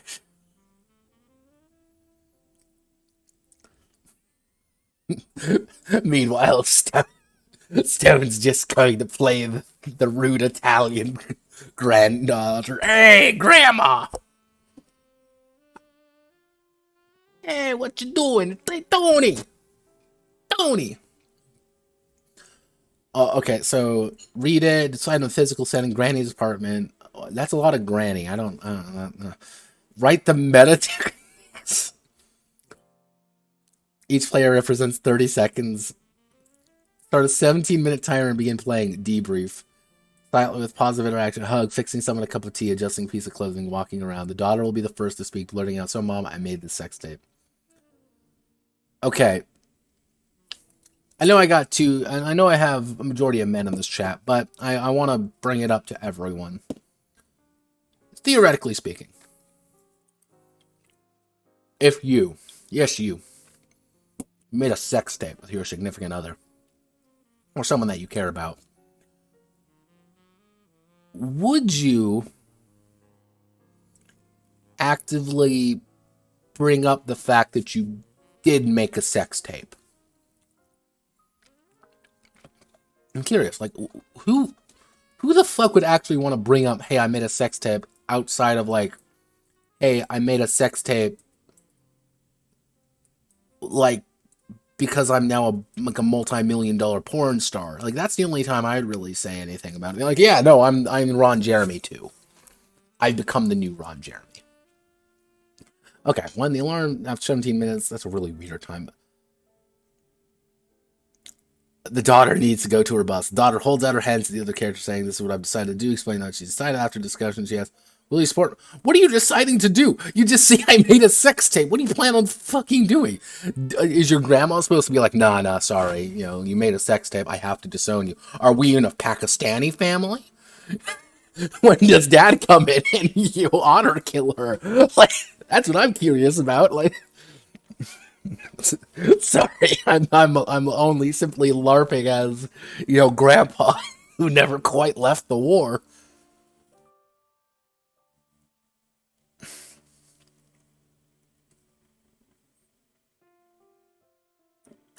No, Stone, no, you can't say that. No.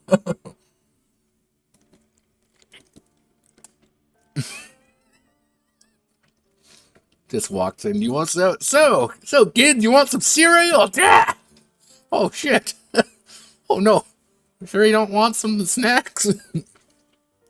Okay. The characters feel they can answer yes will accept the outstretched hand, making a circle, leaving the others outside.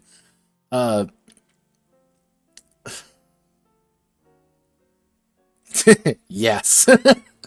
Meta techniques, right? Key phrase for each of your players' arguments on different levels with one argument per piece. The card reminds you of your character's main argument functions. When the character holds up an argument, listen, the other character must finish making that argument, giving her center stage.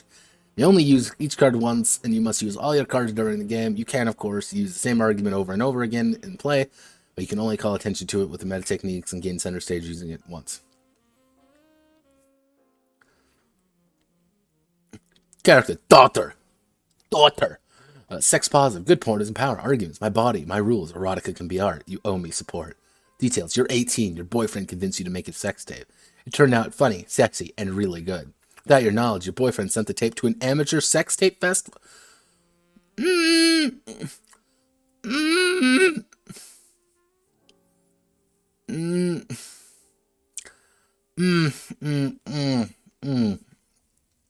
Okay, that's kind of weird.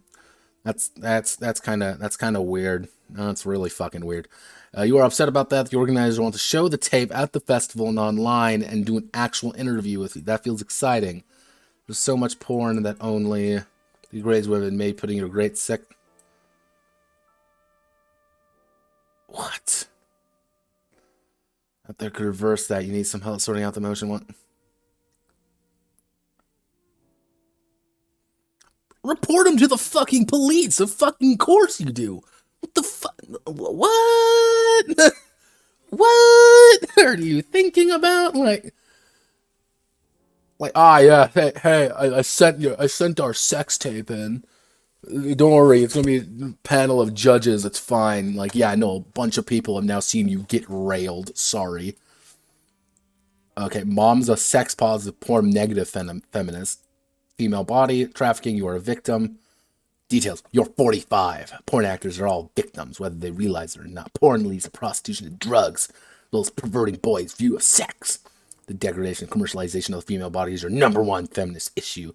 Her daughter needs to understand that she shouldn't be ashamed. She's a victim.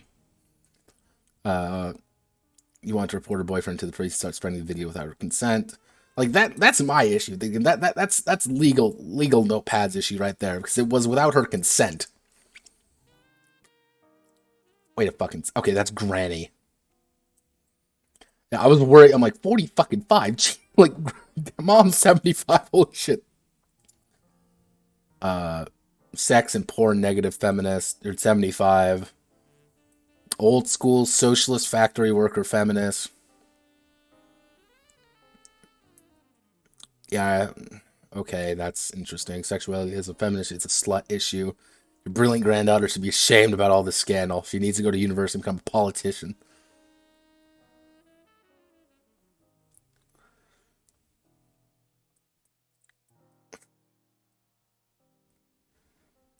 Aunt.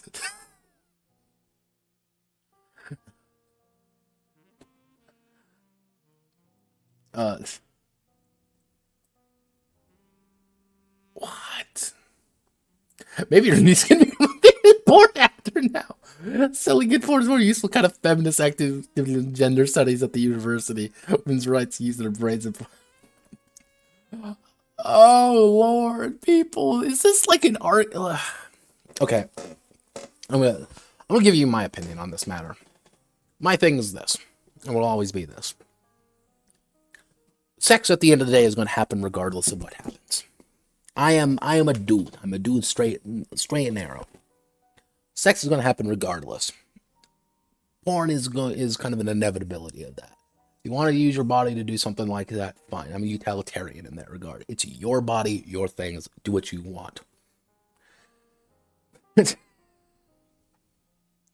My thing is, one, boyfriend sold it without consent. That's a no-no, depending on what state you are in. That's a big no-no without a state within. And he should be reported to the police because he distributed something private without consent, which is a huge fucking issue. And it's also obscenity. That is a massive court case waiting to fucking happen. That is a huge court case willing to happen. It's like all these other people like aren't really like looking at it like that. It's like, oh well, it's negative, it's bad. Like, no, he should go. Like, this is a police issue at this point because again, like consenting, like, maybe I'm the weirdo. Online. Wait. Oh, sweet fucking Christ. Oh, you're 15.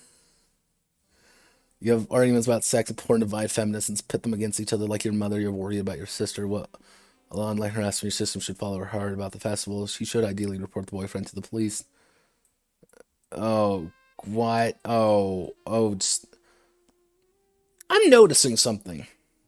Lads, I'm noticing a lot of Swedish. Am I the weird one? Is this like a Swedish thing? Yeah, the 15-year-old has at least a smidge of sense, apparently, but that doesn't really count for much in this game. Linguistics. LARPs she produced often deal with gender roles, social conflict, feminism, for 360-degree, realist, LARP, suffragette, right to vote campaign. What the fuck is a 360-degree realist LARP? Okay, 360-degree.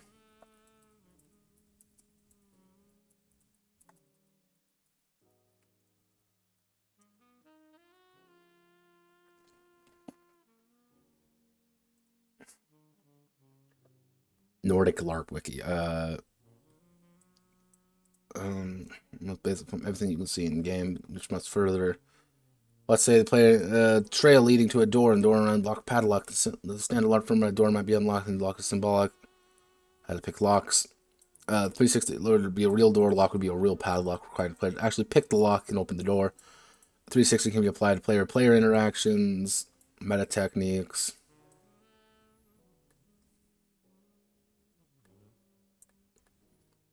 Okay. Okay, I know what a 360... Why Nordic LARP is confusing. Okay, what's it? Suffragette. Suffragette, okay.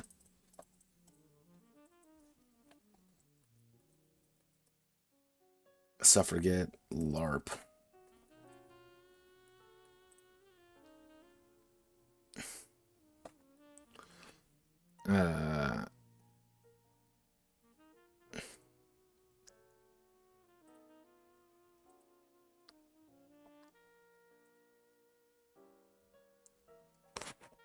Oh god, it opened up a completely different window. Okay, so here's our LARP, I guess.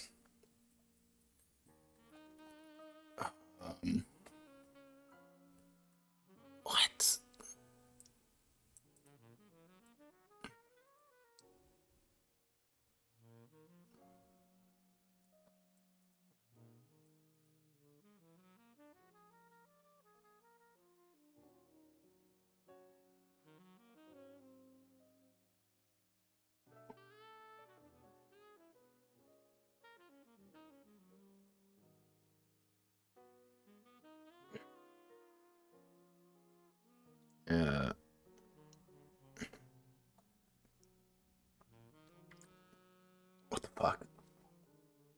Yeah, this isn't Stockholm. This was like a legit thing. All right then. All right. So, I mean, I guess that's grandma. Okay. Okay. Oh wow. Oh no. Oh no.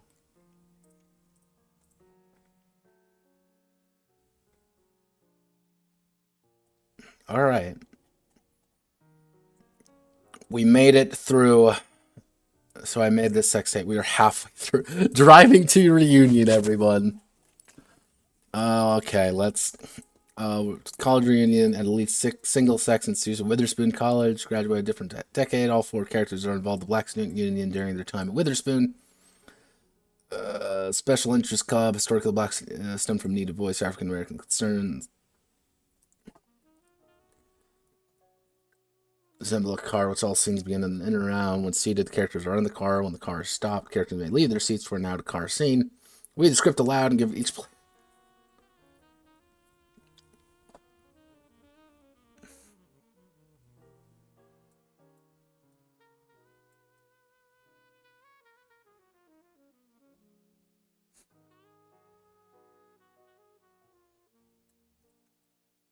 What are you even fucking discussing?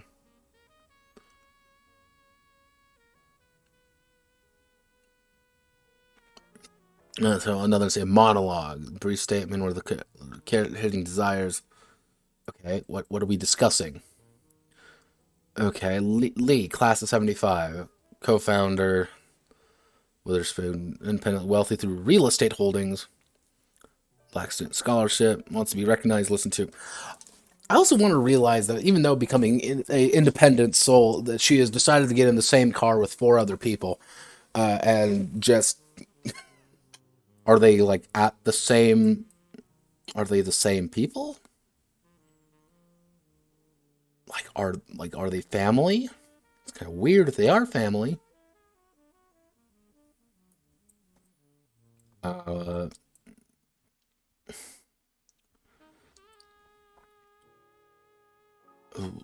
ooh, independently wealthy through real estate. Active queer women of color. Joint tech boom came away with substantial holdings. So she's wealthy. Lee is wealthy. Maya is wealthy. Wants to be understood. Unwelcoming when she tended with it. She's found to be microaggressions. Oh god, we're talking about microaggressions. Fuck. She was ambivalent about college for many years. Only recently she becomes motivated to return and engage in the Witherspoon community. And Angelique, unresolved black. So, is it racist if we're all white doing this then?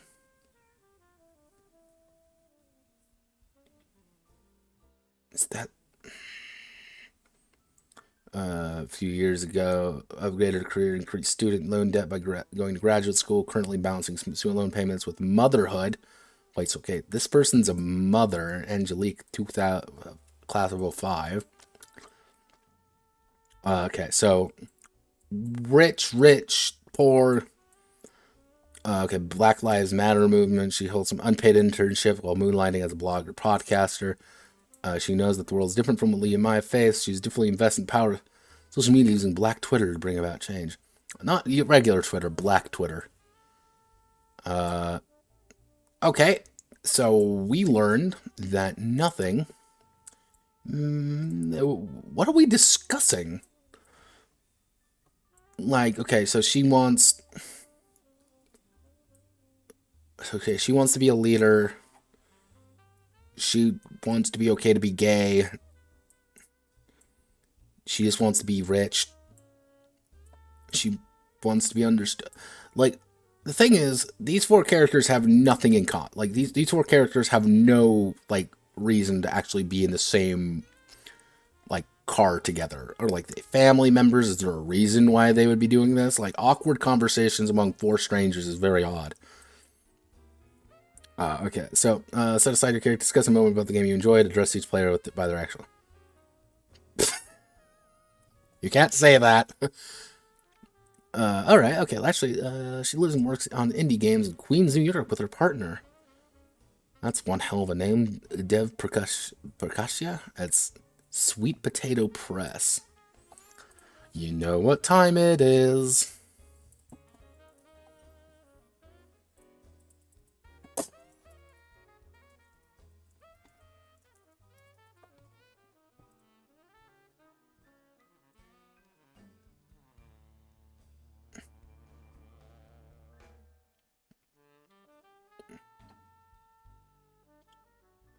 And to tell the story. Here is Cypher's view to the opinion and lens of the companion. Okay, that's kind of a neat idea. Okay, alright. Space Hunters, alright.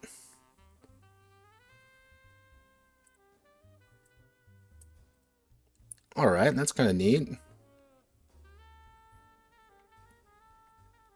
Okay, how much does... How much? Oh, sweet. Fuck, okay, 36... Alright, Game of the Indie Groundbreaker Award. Alright, that seems interesting enough. Apparently it's nominated for Game of the Year, Indie Groundbreaker Award. Yeah, Indie Game Developer Network. Okay, so it's a board game.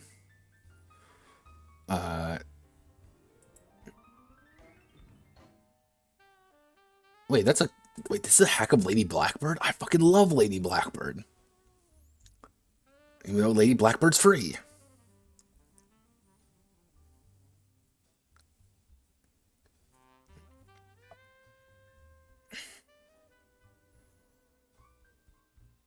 Alright, that's $2. Cool, okay. Not $36, that's fine. Battle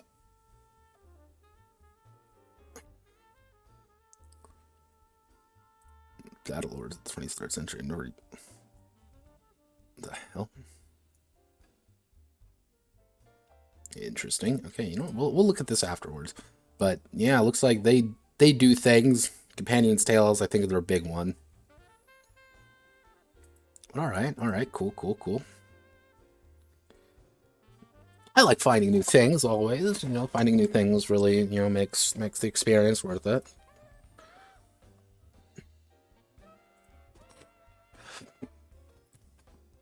Okay, so we're done with driving Ma.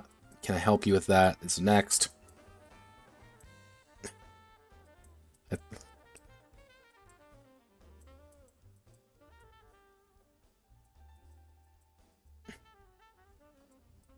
Okay, so this is literally going to be fucking nothing. You'll care and respect your fellow player. Do so. But his mother. So you sit down in the chair. His mother. Son, daughter-in-law, or social conditioning.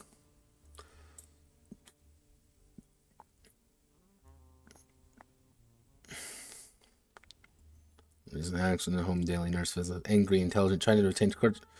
Lives closest of siblings, visits several times each week. Frustrated father died some time ago. Helps care for mother-in-law, does not really get her. Anxious parents died recently. Yeah, hey guys, I want to play social conditioning. Should each have a scripted card with stock phrase to write down. What? What?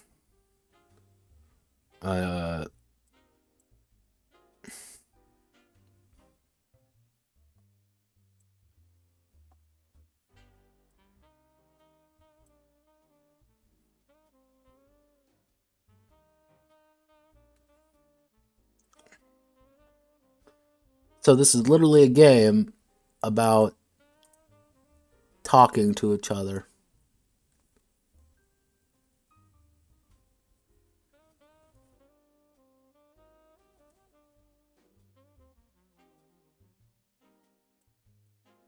This can Jesus fucking Christ.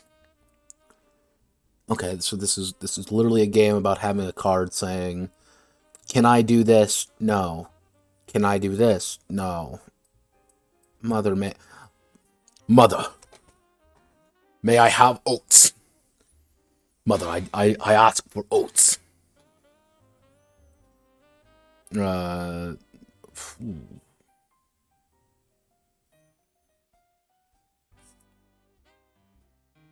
Okay, that's fine. This is fine. Okay.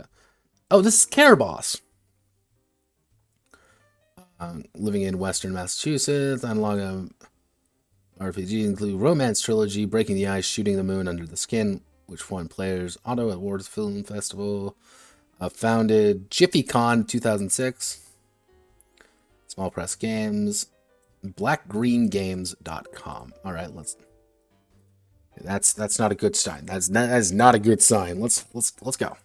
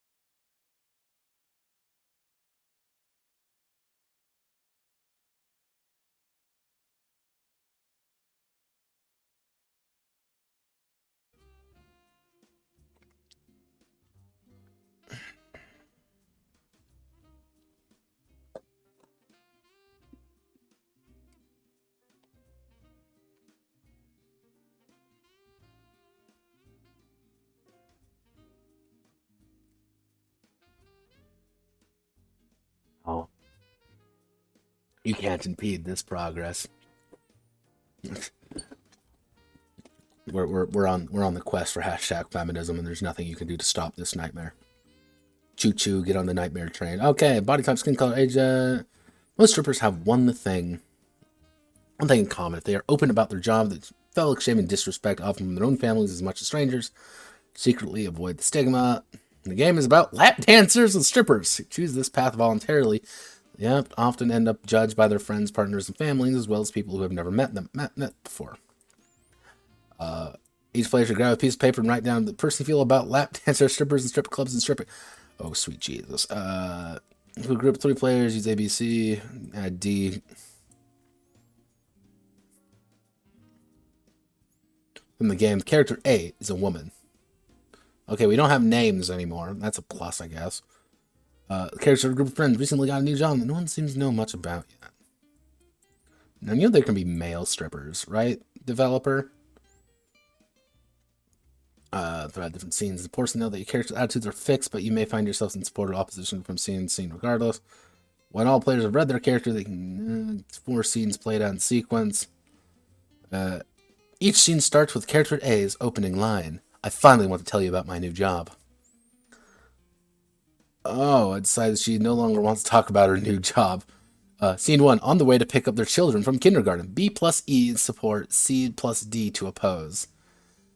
In a pub after a few drinks. C plus E support, B plus D oppose. At a university campus between lectures, B plus C oppose, D plus E support. Dinner at A's, no support, oppose, preference given. Start and see what happens. You're making a lot of assumptions, game, about how this works. Let's see. Oh, God. Is anything... you enthusiastic... Why do they keep using the term lap dancer? You think exotic dancer would be a little bit more, appropriate, but what do I fucking know? Enjoy dancing, you don't feel like shit. Your body might be the dream bomb. I don't want to... Money's good.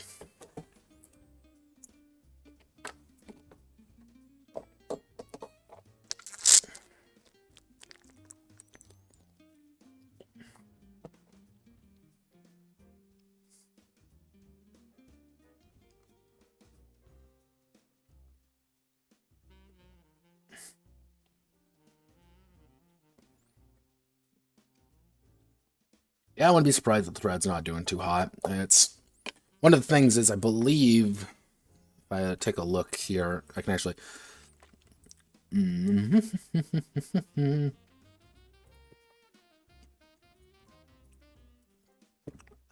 Where is it? There. So one thing I've noticed: do not add general to it. Never add general.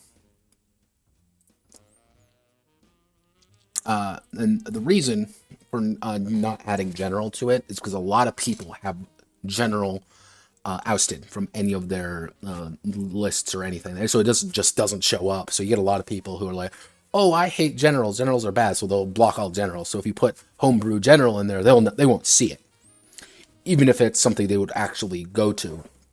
That's why in like the monthly threads, I don't put general in there. I might refer to it as a general, and people might refer to it as such, but I don't put it in the title because people block it out. So just a quick note. And usually people like it a bit more generic in the OP, and then the second one you can ask like a big question or something with. And I'm just looking at trends right now. Honestly, for what it's worth, it's not doing terrible.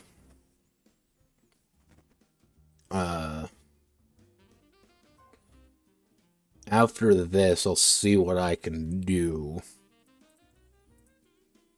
Let's see if I can't do a quick bump of it, but right now I'm just kind of going through this. I want to get this done. Okay, so this game is literally about, I wouldn't necessarily say shaming someone about being a stripper, but it's about talking about someone about being a stripper. That's what the game is. All throughout human history, we have managed to evolve. So you want to be a stripper? And it's like a very odd... wait. Go from the author.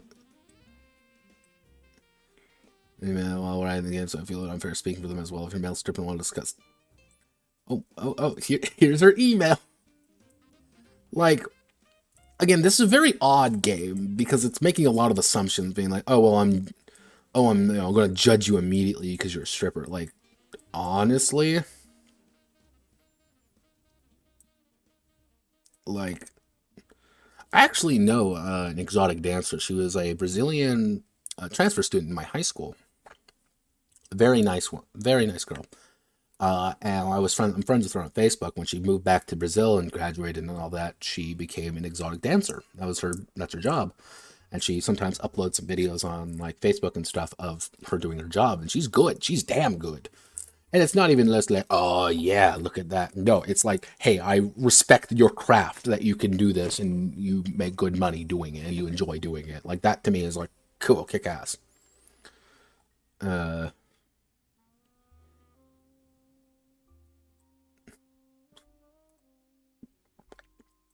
Like I have a strange feeling that whoever wrote this, Miss Dominica, I think she literally asked a few of her friends, "What do you think here? What do you think here?" And that's just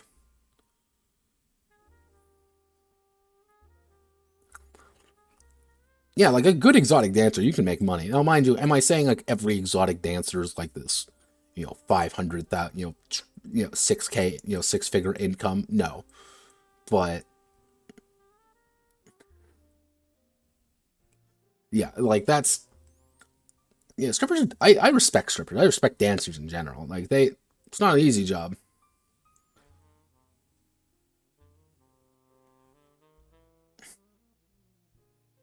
Me, no.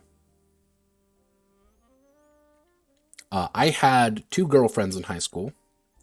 The first girl threatened to kill anyone who disliked me with a sword. Oh, toast? Probably. Probably. I think he meant best friend.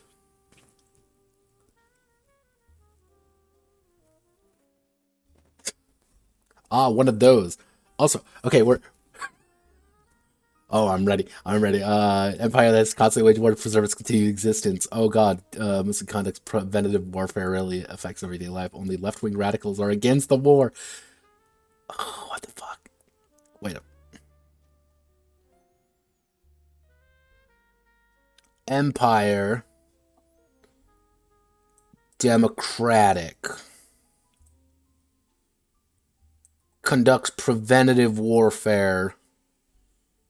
Oh God, you're literally doing Middle East America. Okay, cool. Read the instruction. Decide. Oh, sweet fuck.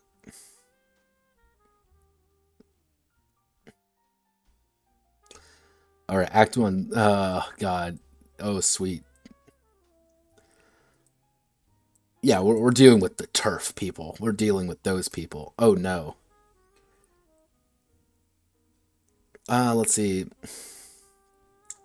Election of the new president to ensure diversity of views and are represented. She's invited people from different feminist groups to draft and give a statement together. They are not met before. They are 20 minutes for the discussion. Okay, if I was part of this democratic empire, a democratic empire that wages constant war to continue its existence, my first instinct would probably not be, hey, let's invite a bunch of feminists. It would be like, I wonder if the military is going to support me. Okay, the military support me. I don't really give a shit anymore. Role take the role of a male journalist. let me reemphasize male. Looking for sensational content. You'll now interview the feminists for 10 minutes and then leave. Time it. Okay, so the characters. Selmy, the upper middle class salary professional, cares about equal pay for equal work, underrepresentation in the executive political position.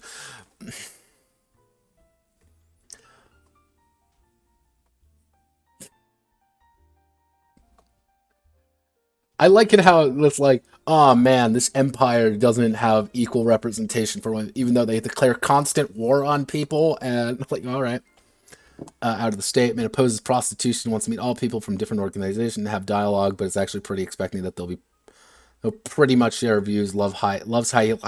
Why is this important? is this like a fundamental fact of the character? Is that like, if society, if the discussion breaks down, does she use the high heel to like gore the woman next to her? Clytie, the radical feminist, hates men, thinks all sexual men and women are oppressive and that's wrong, thinks women should not wear makeup or high heels. Oh, I get it. Acts aggressive and militant, views trans women as not being real women, wrote on her blog, if you have a penis, you're not a woman. If you claim you are, I'll come and rip it off.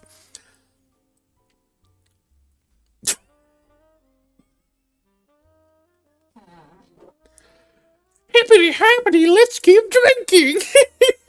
Oh.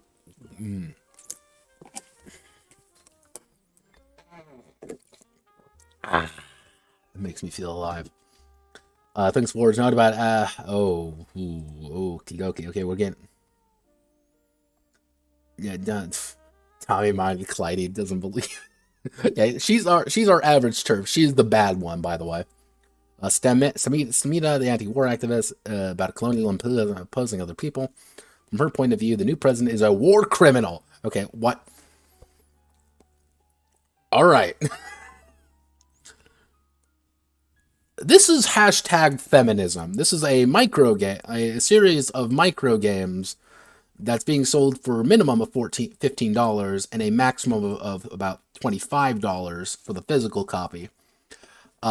This is published by Pelgrane Press, the guys who did things like 13th Age, and I'm just going through the various parts. We skipped over quite a few. People wrote this, and as a reminder, this is a reminder, these are games for everyone, not just women, because what was the initial line effectively? Oh yeah, a lot of stories start with around 4 guys around a table, and it's a great game. But if it's 4 women, it's a women's game, and they want to make it for everyone. Now, I want you to remember that everything here has been fairly chauvinist. Oh yeah, you missed the ones with Spin the Goddesses, which was about lesbians kissing. You've Come a Long Way, Baby, which was about rampant chauvinism in film. Hashtag Flesh, which was a disappointment about licking each other. So Mom, I Made This Sex Tape, which was a entire micro game about conversing with your family about how you made a sex tape. Driving to Reunion, which was about 4 black women that are apparently going off to visit a college together for no discernible reason. Stripped, which is a game about being strippers, which was the last one, and this is called President. I read this one when we were going through the initial ones, and I was immediately fascinated by it because it's so stupid.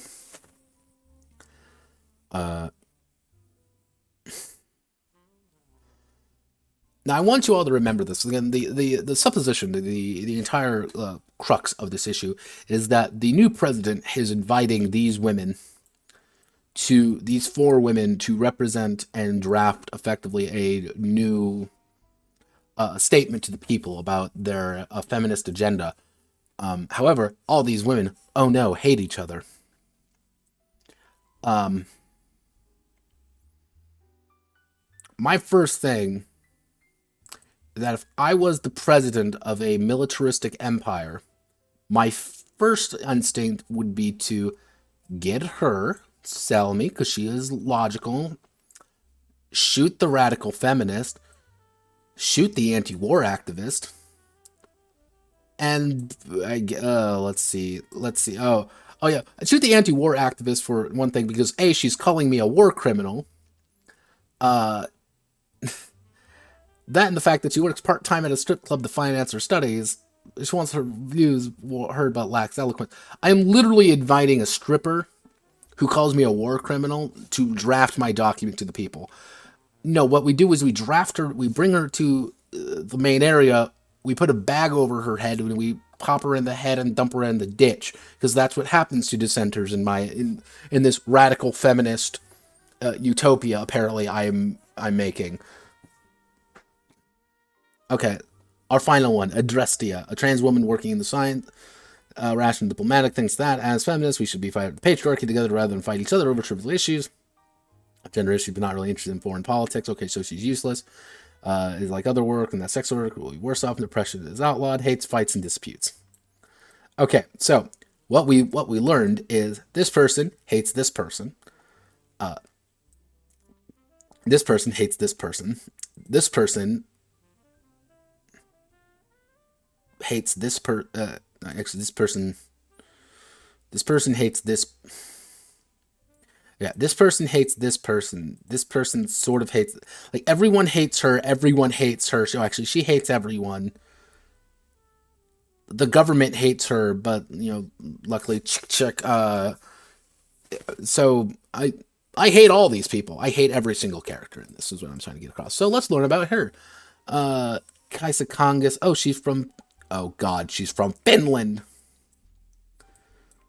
Exactly. Fiction lead, a Palestinian Finnish LARP hat.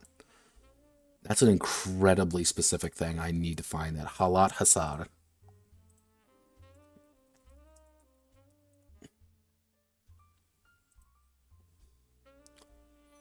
Oh. Fictional occupied Finland. The organization team was both Finnish Palestinian. Wait a second.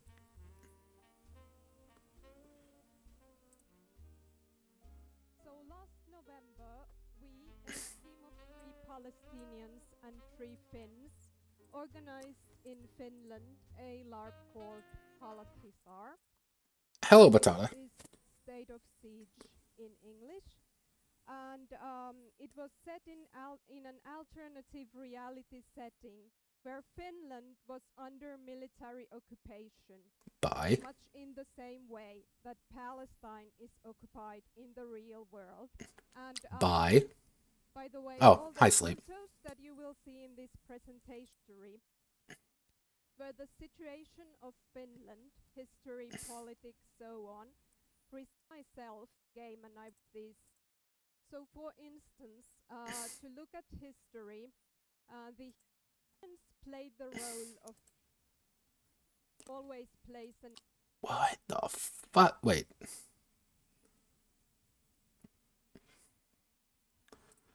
Oh, this is gonna be in fucking Finnish, isn't it? Life under occupation. Okay, so, okay, this is entirely in Finnish. Ragnarok, okay. So, the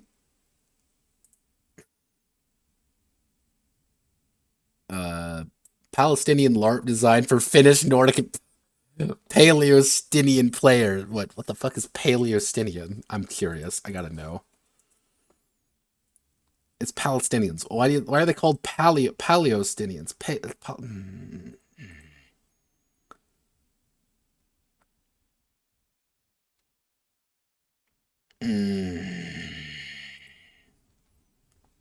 Okay, so I want to reemphasize that this is quite literally a LARP about being Finland, except you're under occupation.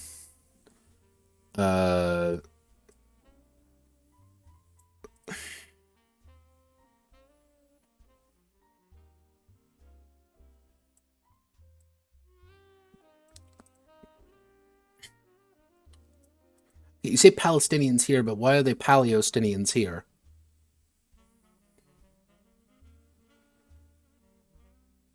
Okay, so this is quite literally a LARP in Finland about Palestine. All right, that's the most complete bizarre fucking combination I've ever seen. Sleep. Okay, we're gonna have to put a gun to someone's head because you just said fatal isn't bad. All right, that's confusing, and I'm scared. I demand a full write-up in mechanics and homebrew, by the way. Because I'm curious more than anything.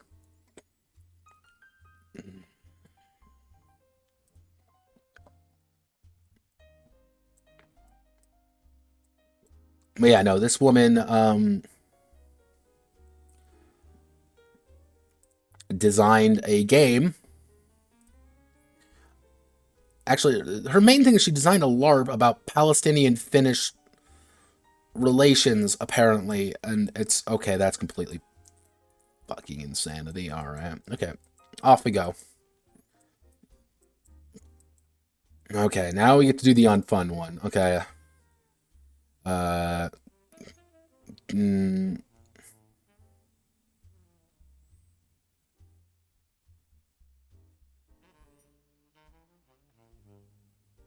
Gray's yeah, no, she's a weeb. Oh wait, physical play. Oh no, okay, boundaries, take a minute, five players. Ooh, voices. Everyone should call it the voices inside the woman's head. Oh god, everybody is John except except about rape. It's all your fault. You didn't really say no anyway. You just did it because he loves you so much. You should be happy that he desires you. You said no, but he didn't respect you. It felt awkward, and now you feel dirty. You shouldn't stay with someone who treats you this way. He was right. You should leave him. It didn't mean anything bad by it. He was drunk, and you were not clear enough. Sure, she should have respected a no, but did he even say it? Hear you say it? He scared you last night.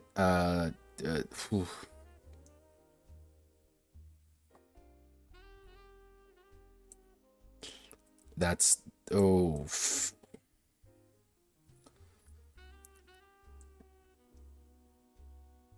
Yeah, this is literally a game about standing around someone who's laying down on the floor and talking about how they were raped last night.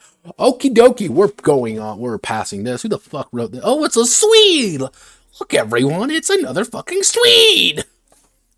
Sneed, feed, and seed, formerly Chucks.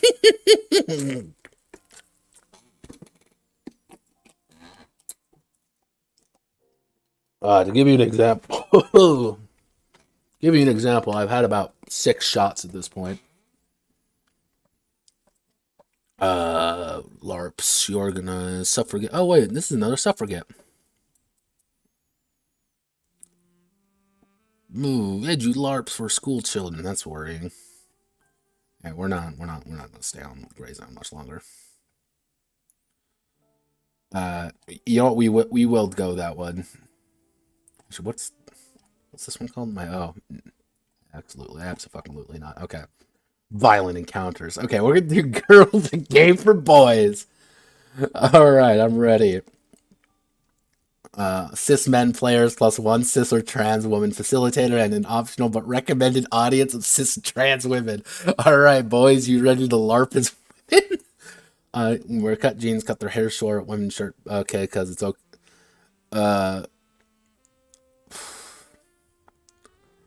Girls can wear jeans and cut their hair short. Wear shirts and boots because it's okay to be a boy. But for a boy to look like a girl is degrading. Because you think that being a girl is degrading, but secretly you'd love to know what it's like, wouldn't you? What it feels for a girl. Not really. Violence against women and takes that violence seriously. Okay, this is a very, very intense one, by the way. If you are in the mood for something ludicrous comic, this is not the game for you. Empathy. Affected about sake of psychological, physical health, the women have abandoned something precious to them. Now they have an opportunity to tell their stories in group conversation, similar to group therapy. The cis or trans women moderator will play the mediator within the group scene. She established the order of speaking for the characters, and not each act.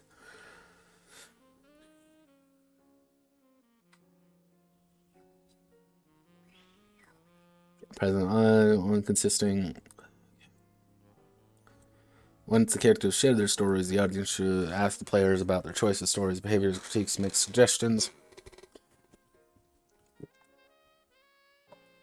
Okay, again, I want you to all remember this again. This is a game made for everyone, not just women, not just men. One's not born, but rather becomes a woman. Handout paper portray the women whose story they have read in the newspaper so that they can have a voice. They create their character based on real stories about domestic violence, sexual aggression, discrimination, misogyny, and so on. The players should give their characters a name. History explains what they arrived there. The sorrow, the emotion, the disbelief, melancholy, uncertainty. There's a no. Godspeed, sleep. Mm.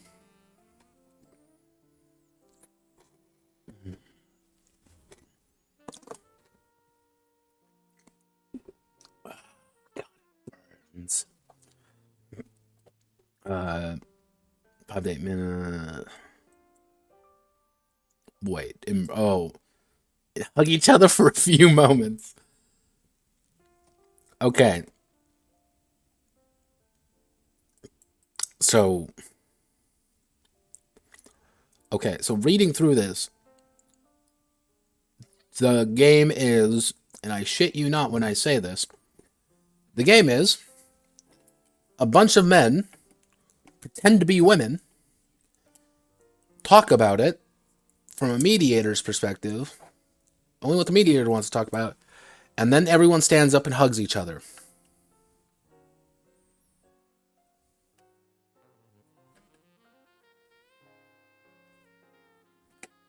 I don't think we're getting across the message here very well, or perhaps I'm very drunk. Okay, here it is. Here's the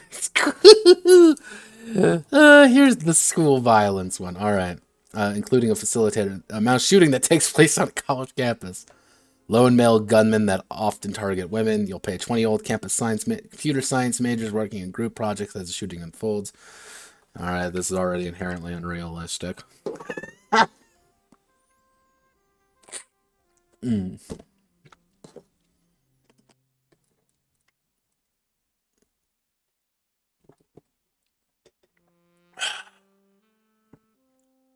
Forfeit setup. Everyone should also put a character facility, read the background mechanics, character creation sections aloud. Facilitators should set a timer to 5 minutes to start it. They should often see the scene text aloud and players should play out the scene. After each scene, characters will chance to send their tweets. Oh my god, you literally are sending tweets to people. Holy shit. Everyone will play 20-year-old computer science who are cis or trans women. Choose the name of the woman killed in a school shooting. Anne, Genevieve, Natalie, Sonia, Katie, Veronica, Kim, or Serena. What each most important personal relationship is within the group. What each character's most important person outside the group. Top of the group project and everyone's role in it. Scene tags. All the characters in the library talking about their group project. The tone of the scene is actually relatively light, friendly, and collegial. At the end of the scene, you should know each other's characters better. When the timer goes off, tell them to take a minute to write tweets and text messages to the people in their lives. Back since 2006, there have been 220 mass shootings in the U.S. There's a 98% likelihood the perpetrator of a mass shooting is male. Wacky. Phase 2. All 4 characters are meeting in the commons discussing recent events. TV's in the air showing a news report about campus shooting in another state. The characters should try to bond emotionally while discussing their significant relationships. Characters may discuss the shooting if they wish, though they shouldn't feel the need to dwell on it. When the timer goes off, tell them to take a minute to write tweets and text messages to the people in their lives. Fun fact! In 2014, Elliot Rodgers took the lives of 6 people and wounded 14 others. He wrote, "Women must be punished for the crimes of rejecting such a magnificent gentleman such as myself." Wacky. The text. All 4 characters are in the library after an emergency alert has just announced a lockdown for their campus. They should discuss whether they think the threat is genuine or just security theater. During this scene, the facilitator can increase the attention by mentioning that the characters have heard a noise or think they see something. When the timer goes off, tell them to take a minute to write tweets or text messages to people in their lives. However, only 30 seconds to write text or tweets before asking the players to put their pencils down. Fun fact, in the United States, 64% of mass shooting victims are women. Survivors of guilt cause many women who survive traumatic experiences such as mass shootings to feel suicidal. Surviving doesn't always mean living. Is this tone of voice actually good? Probably not. Speaking like I'm Sonic. Okay. The facilitator should flip a coin for each one of the characters and record the result. Then the facilitator should flip a coin to one additional time. Any character whose result matches that of the final flip has been killed by the shoot. Jesus! Oh, fuck. Okay, that's, these players should read their final text or tweet aloud. The characters who weren't killed should share a single thought about the fact that they survived. This is not a full scene, it's a single concluding moment for each surviving character. The final text phrase cut short. If you survived, how does that feel? Are you angry, guilty, relieved? You died, if you died, how does that feel? Are you angry, sad, heartbroken? I don't know, I'm fucking dead. Oh boy. What I think it is. Ron Costa, intersectional feminist, wrote this game in response to the epidemic of misogynist mass shootings in the U.S. While she's not busy having an opinion, she blogs, plays games, engaged in random acts of self-expression, an urban fantasy game, tarot game, and a game about pirates. All right, so That concludes hashtag feminism.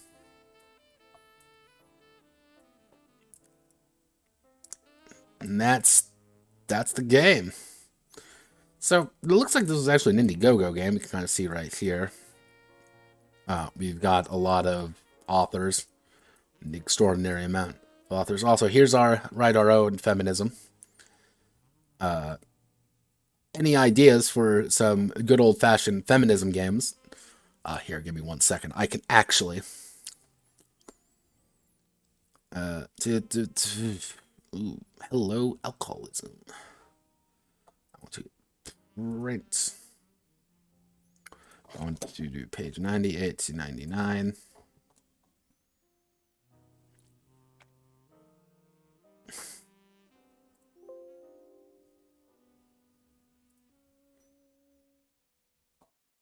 Write your own feminism. Your own hashtag feminism. All right. Yeah. You can... feminist different countries, 34 nano games. So what did we learn from this game? What did we learn? Because that's ultimately what Curious Cases are about. Also, thank you, Stonebeard, for following. This is, we're at 40. We only need 10 more before I can become a real boy. But we have to ask ourselves, what can we learn from hashtag feminism?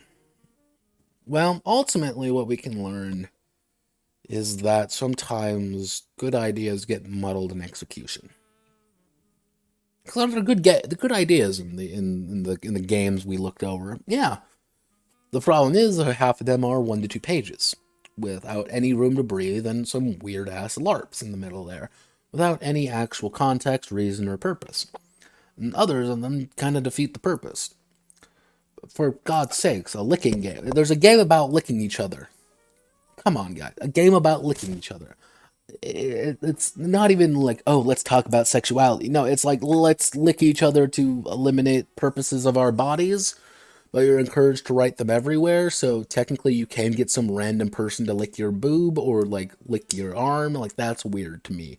Or the Kissing Witches game. It's a game about making out. That's literally that's what the game is. It's a game about women making out.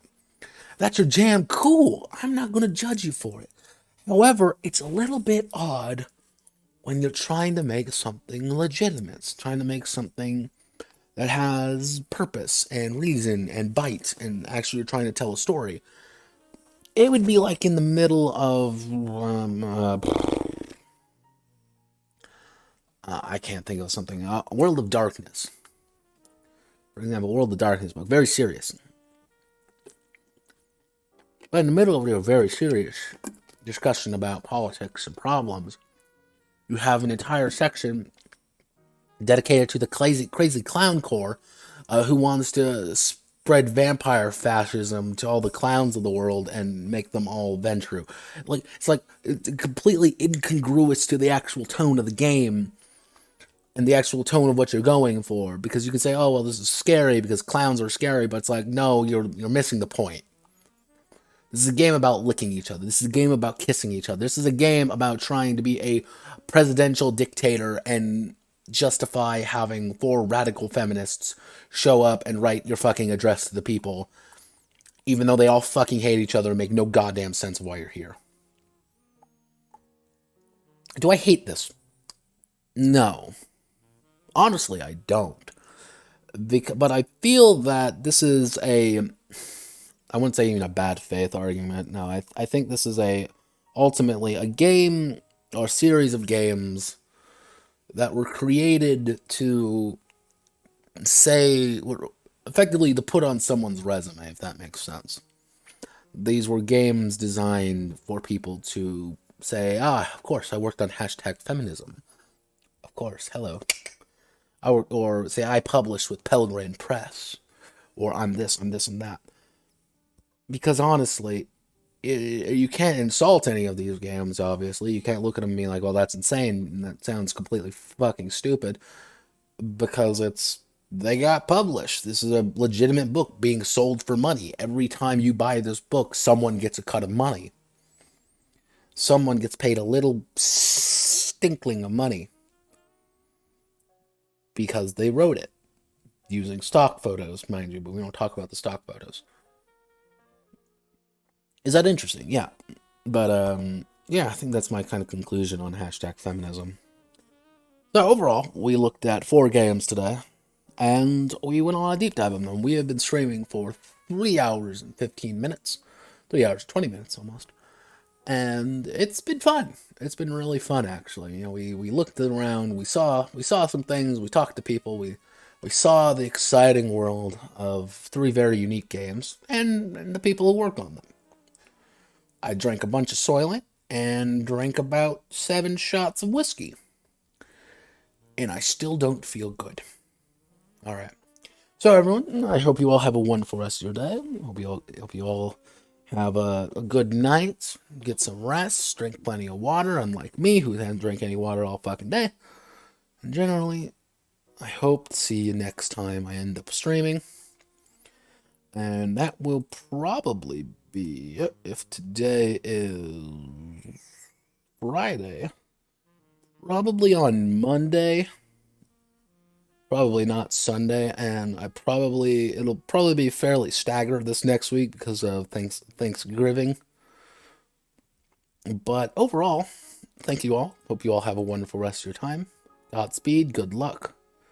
I'll catch you on the flip side. And let me just hit the right button.